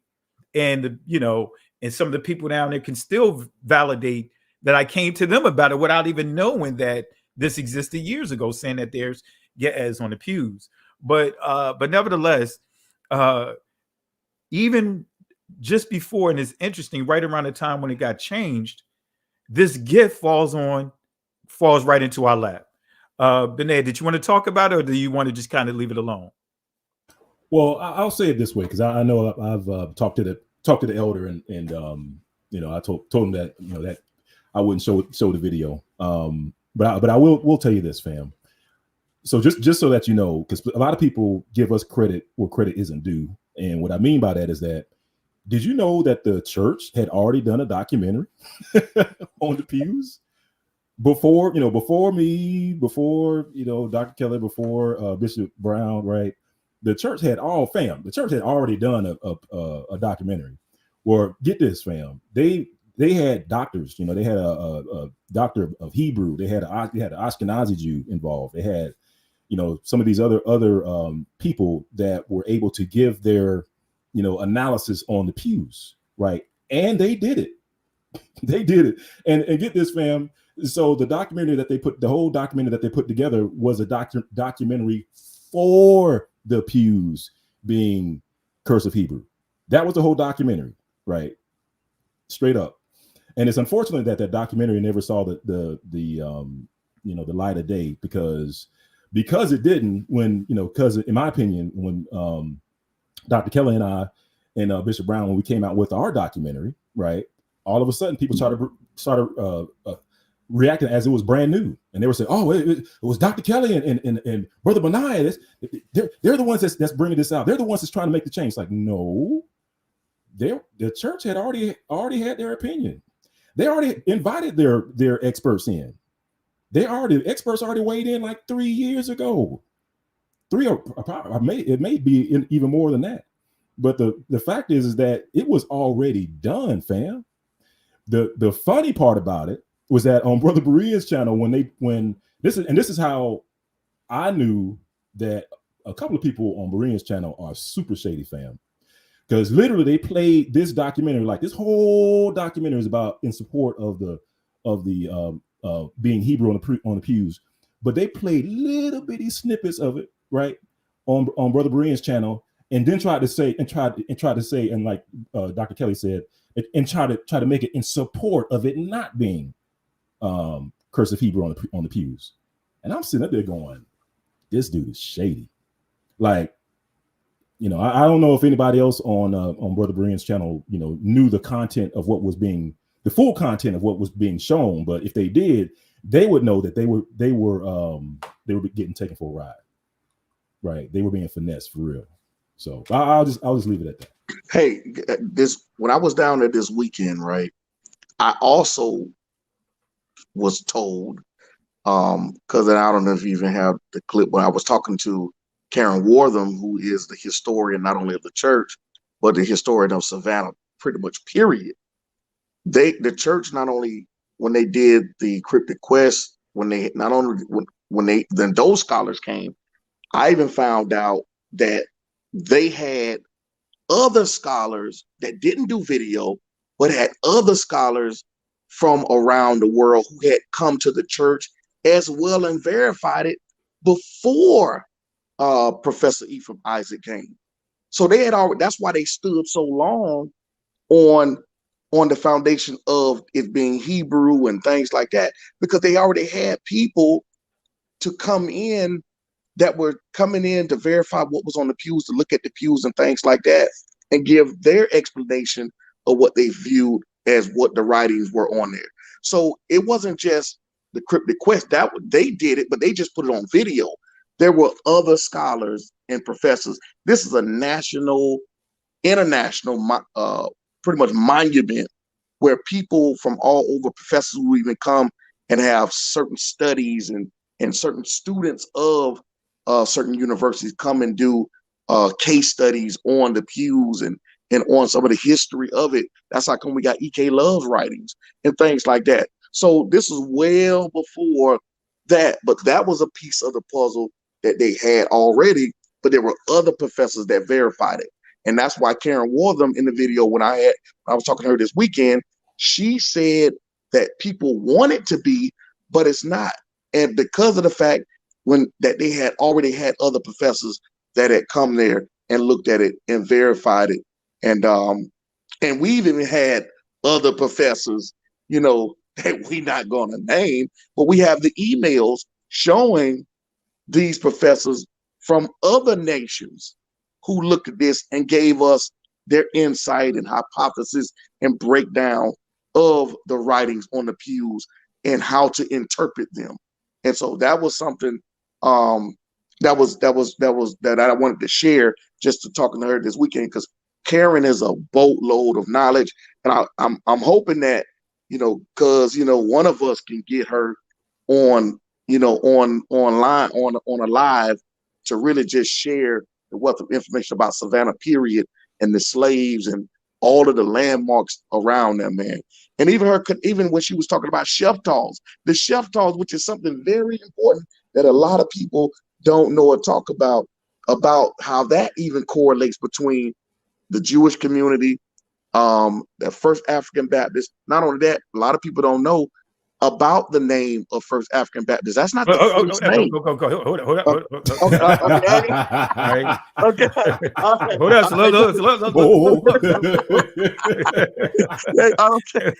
All right. I'm glad the static came there. So all right.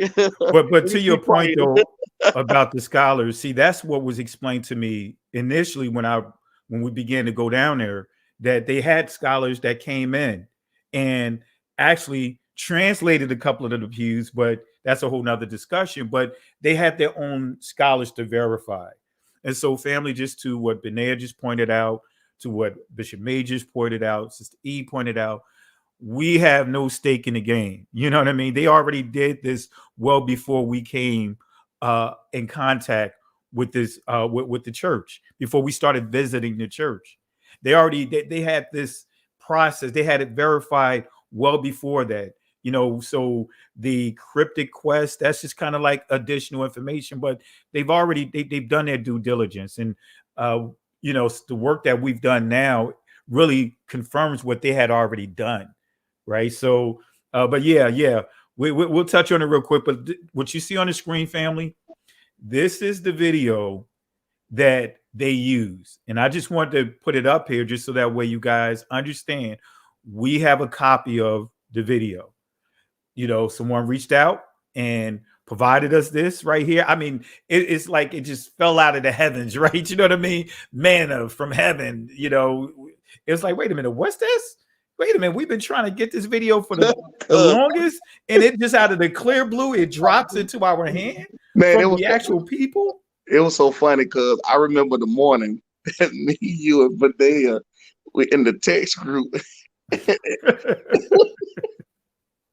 And when that thing came down, and we were just, man, I mean, I can tell you, man, the coach came out of me. I was in here running and dancing. Boy, I was doing all kind of stuff going on. The only thing I needed was some doggone somebody on the Hammond, on the keyboard or something, boy. But I was in here like, man, we had been pulling our hair out trying to find that. So I just wanted to share that because of just the emotions and how we laughed and talked about it and how good the Most High is. I'm gonna let me go on mute so you can handle business, cuz. All right. Well, let me give you guys the actual illustration of how me, Benea, and my cousin Bishop Brown, how we all respond. Here it is.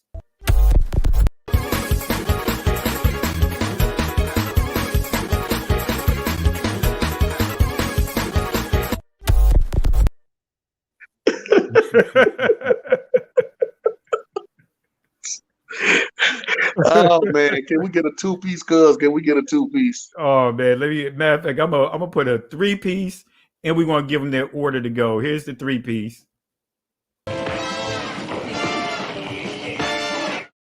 And let's give them their order to go.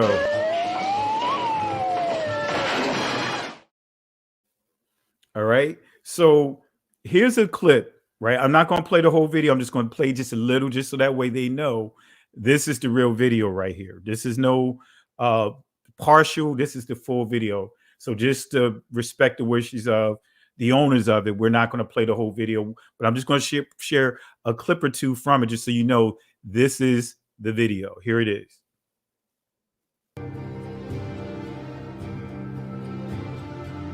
Writing is the basis of civilization. It's the revolutionary method of communication that assigns sounds to symbols. The foundation of history depends on it, allowing us to chronicle major events, influential people, and religious rites and ceremony. This enlightened development of our human experience was under threat for the African. The transatlantic slave trade was the darkest moment in the history of humanity. The natives were captured and later stripped of their names, lifestyle, and culture. Or were they? The year is 1859. A church has just been erected in Savannah, Georgia. built on the backs of slaves sacrificing their own money that could have been used to buy their freedom. Up in the balcony, there are many markings and symbols on the pews. They appear to be of Semitic origin. Reading and writing was outlawed. So when and where did these slaves learn these Afro-Asiatic scripts? Let us explore this great mystery as we go on this cryptic quest. All right, I'm just hitting pause right there, but just so that way, people can see the intro, to know that this is the actual video. Just in case some of those guys like Garfield and those guys, want to say anything. No, we got the actual full video. Anything you guys want to share? Yeah, man. Shout out to Brother Berean for telling them people not to call the church. Yeah, I definitely want to give Brother Berean shout outs on that because, because they were literally trying to bring the discussion up, and they searched and got in contact. Professor Youssef contact information, and Brother Berean, I will say he definitely took the high road and really told the people, hey, look, leave those people alone. Leave those people alone. Leave them alone. Don't go there calling and harassing them. Leave them alone. So I want to give shout outs to Brother Berean for doing that, to basically, bring clarity and basically, like the old school would say, be the adult in the room. Really appreciate him for doing that. So anything else you guys want to share?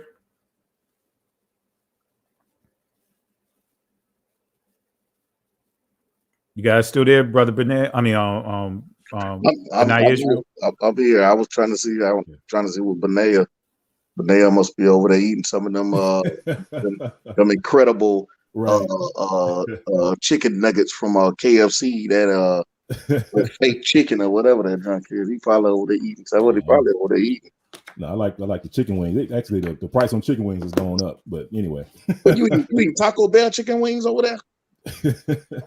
I know you're eating the Taco Bell chicken wings, cuz. Right. I know what Benet doing. He got that P5. That's what it is. Oh, there you go. Charleston. You got the P5 with the headset, huh?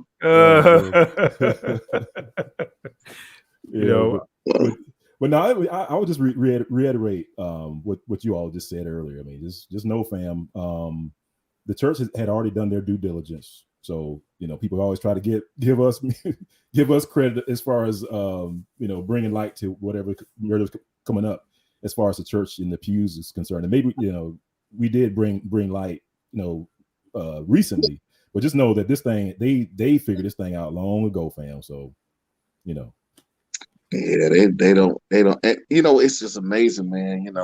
If you're going to be someone who's going to talk or someone who's going to try to say something isn't, I mean, at least visit there. At least have a picture in the building or in front of the church or something. And that's the sad part about it. You got people arguing about a point and have never even stepped foot in the building. They're just going by what somebody else said or whoever else visited. And I'm glad, cuz Kelly, I'm glad you brought that out. A lot of people don't know you can go on. Well, at one point in time, you could go online, and there were all kind of tour companies that you can book tours with to go tour the church when they had it set up like that. And you can get any tour guide. You can get a Muslim tour guide. You can get an atheist tour guide. But it's different. It hit different when you have someone as a tour guide who's brought up in the church or who's been to the church or whatnot versus somebody on the outside. And I think that's very key and very important. But I would encourage everybody, hey, listen, man, whether it's the springtime, the summertime, or any time during the year, man, schedule, especially if you 4 hours, 5 hours away, go to Savannah, go visit the church, go on Sister Karen Wortham's tour of the Barracoons and just the city of Savannah. She just gives so much history of what was going on at the time and validate just a lot of things. But don't just go to the church just to look at the pews. It's so much more valuable than just the pews. Even that whole, thing about, the Congo cosmogram, and that's for people from the Congo. And nah, I'm not gonna even say nothing about that, but cause when y'all see really what's going on with that, nah, it don't have nothing to do with no paying homage to the gods of the Congo and all that old stuff. Yeah, and I would second that statement, because as far as definitely take Sister Karen's tour. Oh, you heard my ESPN ringtone, what the Chiefs in the, in the AFC title game. But as far as taking the Sister Karen's tour, because it's one thing to, like Bishop Brown was saying, it's one thing when you take a tour, with someone that just knows, that slightly knows it, but it's another thing when you take a tour with somebody who knows, right? Who's got a whole bunch of history just sitting in her back pocket and just can just rattle stuff off like blah blah blah blah blah. As far as the history, so I me and my oldest son, we took it, and man, we enjoyed it, and we learned a lot. And it's more, like you said, it's more there than just the church. There's also the slave grave site, along with some other sites that's out there, along with the Most High willing, we'll bring it out. We'll show you some video clips of the slave graveyard, man, underneath the lynching tree. I mean, that is a powerful site as well in Savannah. And it's funny because, well, not funny, but it's interesting because when me and my son, we took the tour, we saw the, looked at the pews and all that stuff. And afterwards we went to the grave site, just to, pay our respects, to basically see where it was. I wanted to get some of it on film. And we went out there and we had problems finding it, trying to figure out where it was, because the signs weren't really, all that visible. At least, I couldn't see it from a truck.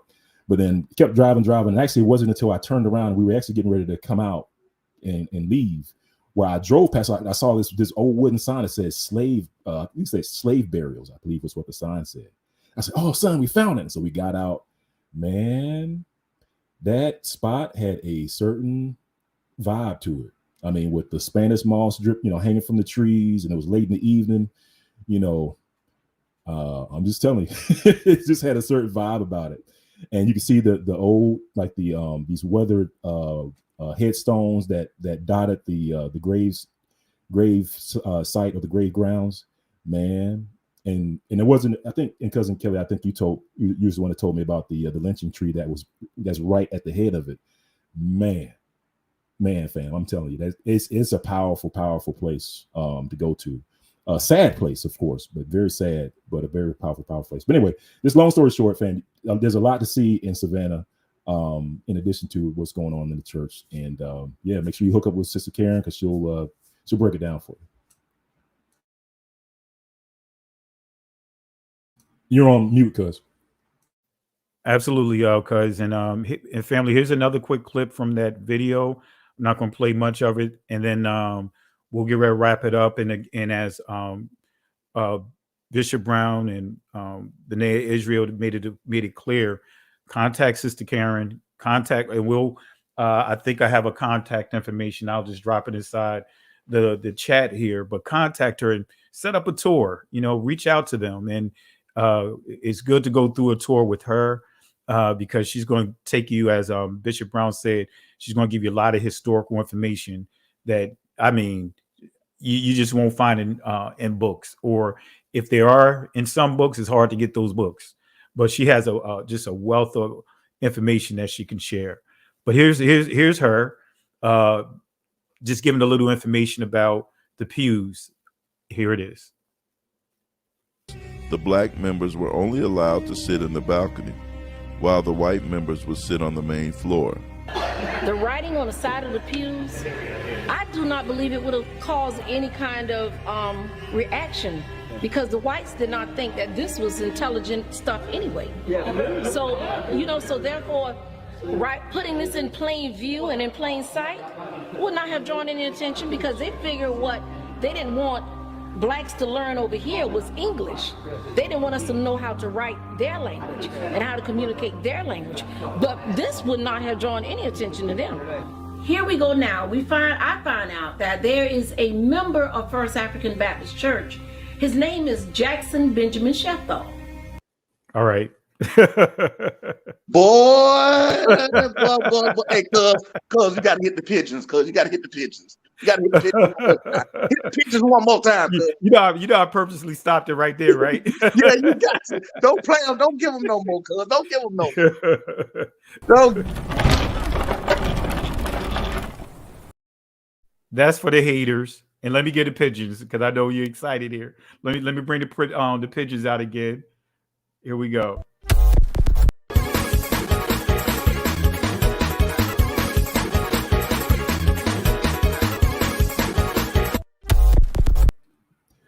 Yeah, it's interesting about the pews because and I think we was talking about this because it's like think about this, fam. So the writings on the pews were on the pews that were on the top floor, right? Which kind of goes back to, so back in that day, fam, when it came to the churches, when they had the color, they literally had a colored section in the church. Guess where the colored section was? It was on that second floor, right? So, colored folks had their own assigned places when they were allowed inside. A lot of times they weren't even allowed inside the church. They had to listen to servers outside in the rain sometimes. But when they did have a place designated for them inside, it was up top.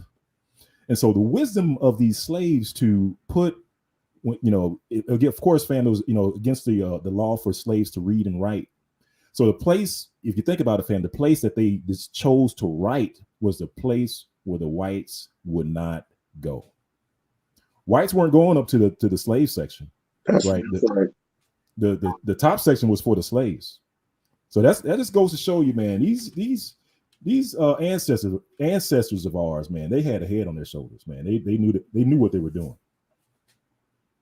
Absolutely. And notice what she said too, is that of course, in the eyes of the whites, it'll appear to them that it's that it's not any type of intelligent writing on the pews. Children, say it right, children scratchings or some form of animal that carved into the wood. Exactly. And when we hear people mocking, saying that it looked like children scratching or, some type of writings that lack intelligence and all this other stuff, well, you're actually confirming the agenda, the purpose of making sure that how it appeared to the outside versus those that are actually on the inside. Right. Any final thoughts as we get ready to wrap this up? Well, the only thing I'll add, fam, is that the history of this church and the history of that whole area, man, it is deep, fam. It's deep. Yeah. Yes, it is. And praise Most High, Most High willing, we get this, the next iteration of the Road to Savannah out, maybe some other videos as well. You will find out that, the connection with the Brew community that was right around the church itself, that you will find that connection is deep as well. So yeah, I look forward to bringing it out, fam, and just sharing a lot of new information with you that I probably knock your socks off. Absolutely. Now, I had to put this up on here, family. This is Yisrael, right? And I'm not going to translate this last portion right here. You have to stay tuned for the Road to Savannah, and I'll translate this in another pew in part 3, but not going to give too much information here. But I will say, for those that have tried to come up with all kinds of claims and stating that, hey, you know what, there was no Z, no one used a Z in Israel, just all kinds of stuff that people would just put out there, just wanting to discredit the history of the church, right? I'll just put this little source up on the screen, right? This is one of many sources that I have that I can show, and I'll just put this up here, right? I got plenty of sources to show and substantiate Yisrael that you see on the screen, right? So with that being said, any final words? We'll start with you, Bishop Brown, and you know, how we do it here. We like to put the garbage can out there, you know, for those that we want to throw inside that garbage can. But as a matter of fact, before we do that, going back to that video, and what I started out earlier is that this Crafty Counsel family is beyond what we see far as like the Garfields and all of that. It's at higher levels. And this video, right, that we just shared, right? This video is proof that the agenda, right, is at a much higher level when it comes to wanting to keep the truth from us. Because this is our history. This is our history that we cannot get access to. That if we shared this entire video, if I uploaded the video right now, my channel would be taken down. You know what I mean? So can't have that to happen. But this tells you that the agenda is much bigger than what you can ever imagine in terms of suppressing this truth. Did you guys want to share anything on that before we get into the final words? Yeah, I'll say it this way. I'll tell you what I've heard, right? And this isn't 100% confirmed, but just kind of connecting the dots. Because I've heard this on other channel, and I'll just say it this way. You know, from what I heard was that the reason why it wasn't put out was because, like, I think somebody said, like, you know, Cincinnati University had the rights to it or whatnot. So basically, fam, you know, a lot of work went into it. I mean, you know, like I said, hats off to the creators. You know, I do pray at some point in time they'll, you know, be able to release it so that the community at large can enjoy their awesome work. But until that time, but just to kind of give you some background as far as what I've heard, as far as the reason why they didn't get released, and I could be totally wrong, but just so take it with a grain of salt. But I've heard that you know, Cincinnati University owned the copyrights to it, and that's part of the reason why it didn't get out. I've also heard that there was a you know, professor that was a part of the production crew that was from Cincinnati University, and it was a Ashkenazi Jew. It was an Ashkenazi Jew that was part of it, and it just so happened that his university was the one, from what people are saying, his university was the one that claimed the copyrights, therefore preventing this body of work from getting out. So that's the word on the street. That's what I heard. Take with a grain of salt. Could be wrong about that, but that's what folks are saying.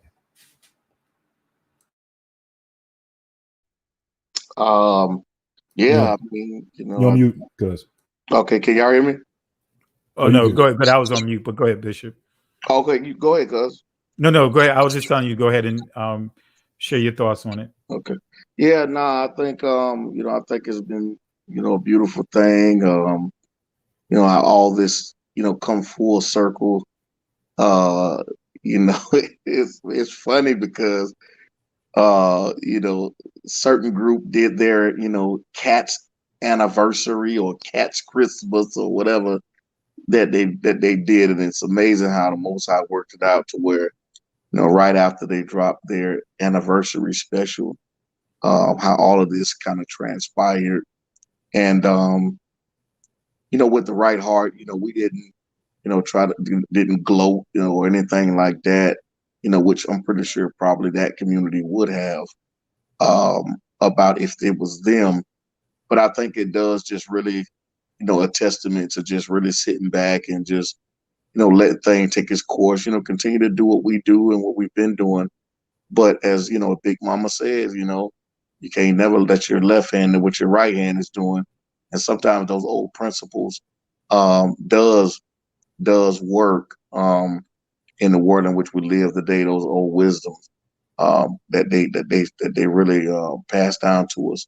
So I just want to tell everybody, just stay encouraged, man, and just continue to know that this is a spiritual battle, man. This is not anything that we flesh and blood that we're wrestling against.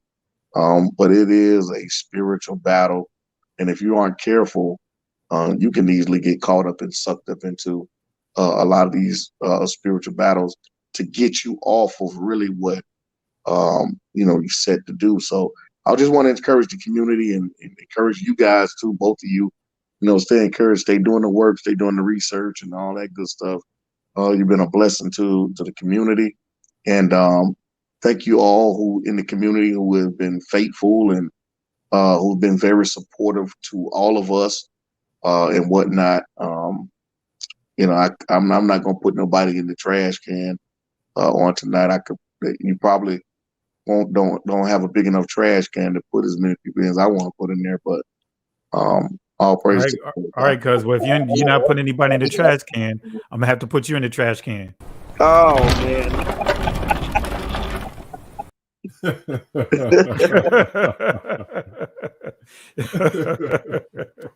Yeah, big shout out to big cuz Jerry Carr, man. Shout out to him as well. Absolutely. Benea, any final words and who you want to throw inside the trash can as we get ready to wrap up? Yeah, well, just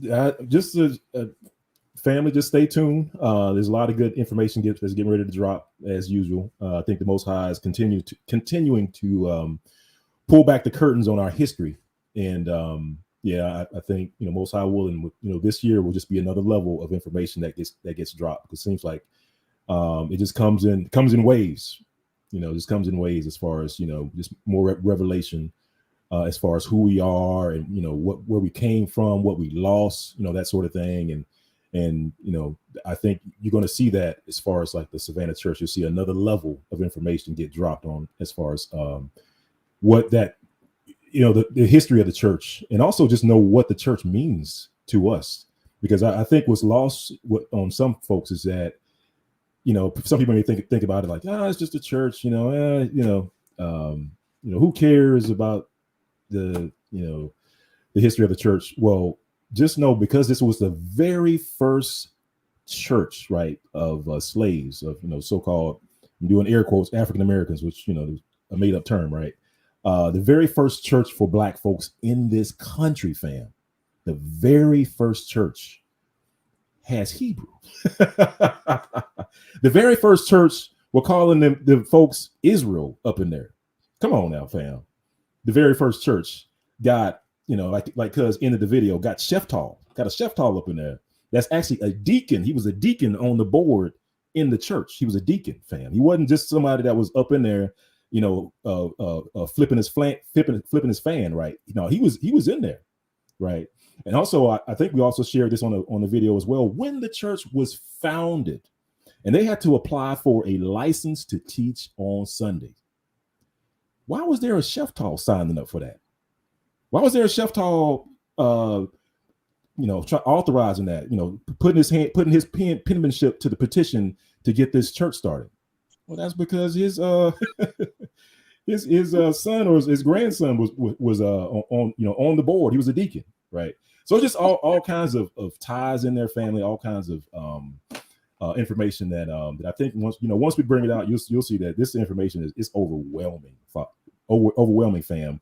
Who they were, what they believed, and and where we came from. Hallelujah. Hallelujah. Well, appreciate it, cuz, for even dropping that nugget. And anyone that you want, or any group, or anyone particular you want to throw inside the garbage can, I will continue to lobby the folks that just don't listen. And what I mean by that is that from day one, we've been saying we've had our simple, easy formula for finding the truth.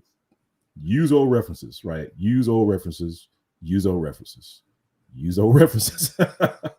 But for somehow, some way, whenever somebody tries to come against this truth or come against the awakening, they always show it with brand new references, as if they don't understand our position on that, right? So I'll just continue to throw people in there that just don't listen, that want to show it with brand new stuff to try to refute those stuff. Absolutely. Well, hey, cuz, real quick, I see people. Some people in the chat is asking. They're not that far from Savannah. They're asking for, I guess, Karen's name and the website and whatnot to schedule the tour. So I don't know if you might not see it, but I've seen a couple people asking about it. All right. Well, let me get the information real quick. I'm gonna put myself on mute, and you guys could, keep the conversation going a little longer. Let me get the information real quick. Because if you can't get it, you might if they probably email you, you probably be better off that way. Yeah, I got a card. Okay. I just got to run and get my wallet. Yeah, it's Indigo Tours, I think. If you type in Indigo Tours, Savannah. Yeah, I think it's called. Is it Journey by Faith or? Oh, that's it. That's it. That's it. I just clicked on it. I can put Yeah, it in Journey by Faith. If you Google Journey by Faith, you'll be able to get her information, email, and schedule the tour and all that good stuff. Yeah, I'll drop it in the chat as well. Just give me 2 seconds, fam. Just wait for my page to come up. There you go. But that's the URL. I don't know if you might have to copy paste that into your web browser, but that'll take you to her website. And she has a plethora of of different tours that you can take. And yeah, I mean she's definitely one that someone you want to use on the tour. Hey, cuz did you get her her magazine? No. Man, I listen. We bought she sold out. We bought all of the magazine. She has a magazine, professional magazine that she put together that has the history of the church and the history of the city of Savannah, Tybee Island, all that stuff, man. It's like I think it's maybe like 40 pages. It's I'm talking about a magazine, not something. I'm talking about something that you could buy at the store that she put together. Man, I'm gonna have to give Sister Karen a hard time about that. Because I mean, it may have been my fault because I was asking the questions. Cause I was asking the questions. I may have threw her off her game on that. So yeah, man, that was, and not only that, with the tour, for a lot of people, did you get the bookmark? Yes, the bookmark has some information on there as well. That's very, very some good information. But the magazine, man, is man. I may take some pictures of it, okay, and send it to you, so you can see some of the stuff that's in there. But yeah, man, it's an awesome magazine. Okay, and Dr. Kelly, I did put the website in the chat, so I don't know if hopefully that'll help. Okay, let's see here. He probably still looking for his wallet. Yeah, that's probably in his desk. I copied the link in there. I had to make sure because I have an old card, and with her Journey by Faith, LLC.com. Yeah. Yeah, so I just was actually trying to pull it up here so that way you guys can see it. But I actually copied it inside the and put it inside the chat as well. So hey, did she tell you the story, cousin Manea, how she went off on IUIC when they was out there trying to She told me she told part of that story to me. Oh, hey, listen, hey, I'm gonna tell you one thing though. Them guys, hey, they better not call Karen with that foolishness. I'm trying to tell you right, Karen gangster, boy. Yeah. Hey, you start talking crazy if you want to, man. Karen don't care nothing about you. Karen said, boy, she'll go in on you quick. IUIC was up there talking that crazy, talking about she need to stay in her place and all that stuff as a woman and all. She teaching history and they tell her she can't teach it. Or she was going in on them out there. Wow. Yeah, that's messed up. Well, I'll put a website up. That's her website. Do you guys have this website of her? Yeah. That's it. Yeah. Yeah. So, family, this is the website. This is the link that I put inside the chat. So it has the contact information on there. So her price is everything. So reach out to her. And as Maury Brown pointed out, you will definitely get your money's worth. And all what you see here, she's going to take you see this and more. And you know what? You know, on this picture right here, let me go back here. What's interesting as we get ready to wrap up, you know, this picture right here with the chains and the what you call it, the what you call it, I can't think of the term. Yeah. That these bolts right here, that these shackles, yeah, not the shackles, but the they use that the chain up the slaves. Yeah.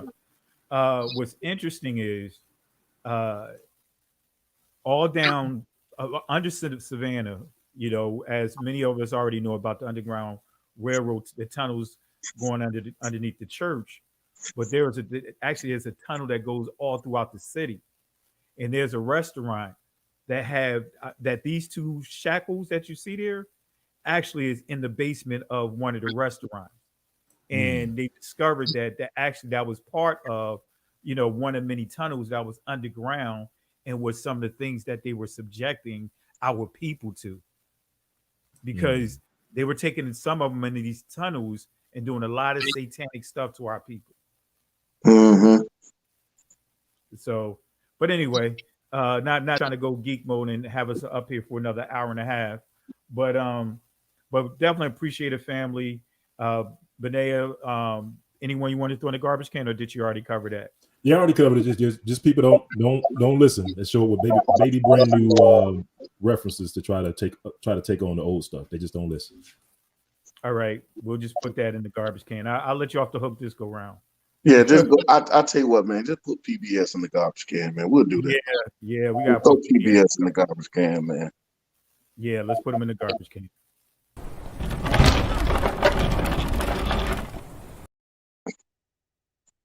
As a matter of fact, let's go zab judo on them after all, you know, especially with the collabs that we've done and the information and the church, you know, solidifying their stance, you know, just really taking a stance on what's actually on the pews. So let's give this to this also to PBS and that producer who produced that documentary.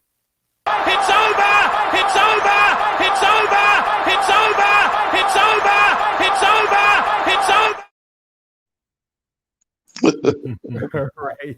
So with that being said, family, as Moses encouraged the people as they in Exodus chapter 14, verse 13 and 14, when they came to what seemed to be a dead end. He encouraged the people. He said to Moses said to the people under the instructions of the Most High, said, "Fear ye not, stand still and see the salvation of Yahweh." These Egyptians that you see here today, these strongholds, these devices, this dead end, whatever it may be, would not have power over us ever again. These delusions, you know, this crafty counsel will not have power over us ever again. The Most High will fight for us, but we have to hold our peace. And in Hebrew, right, the word that you will see there is charaj, and it means be quiet. Can't go back, can't stay here, keep moving forward. And panel, because I'll reach out to you. Let's talk real quick right after this live. All right.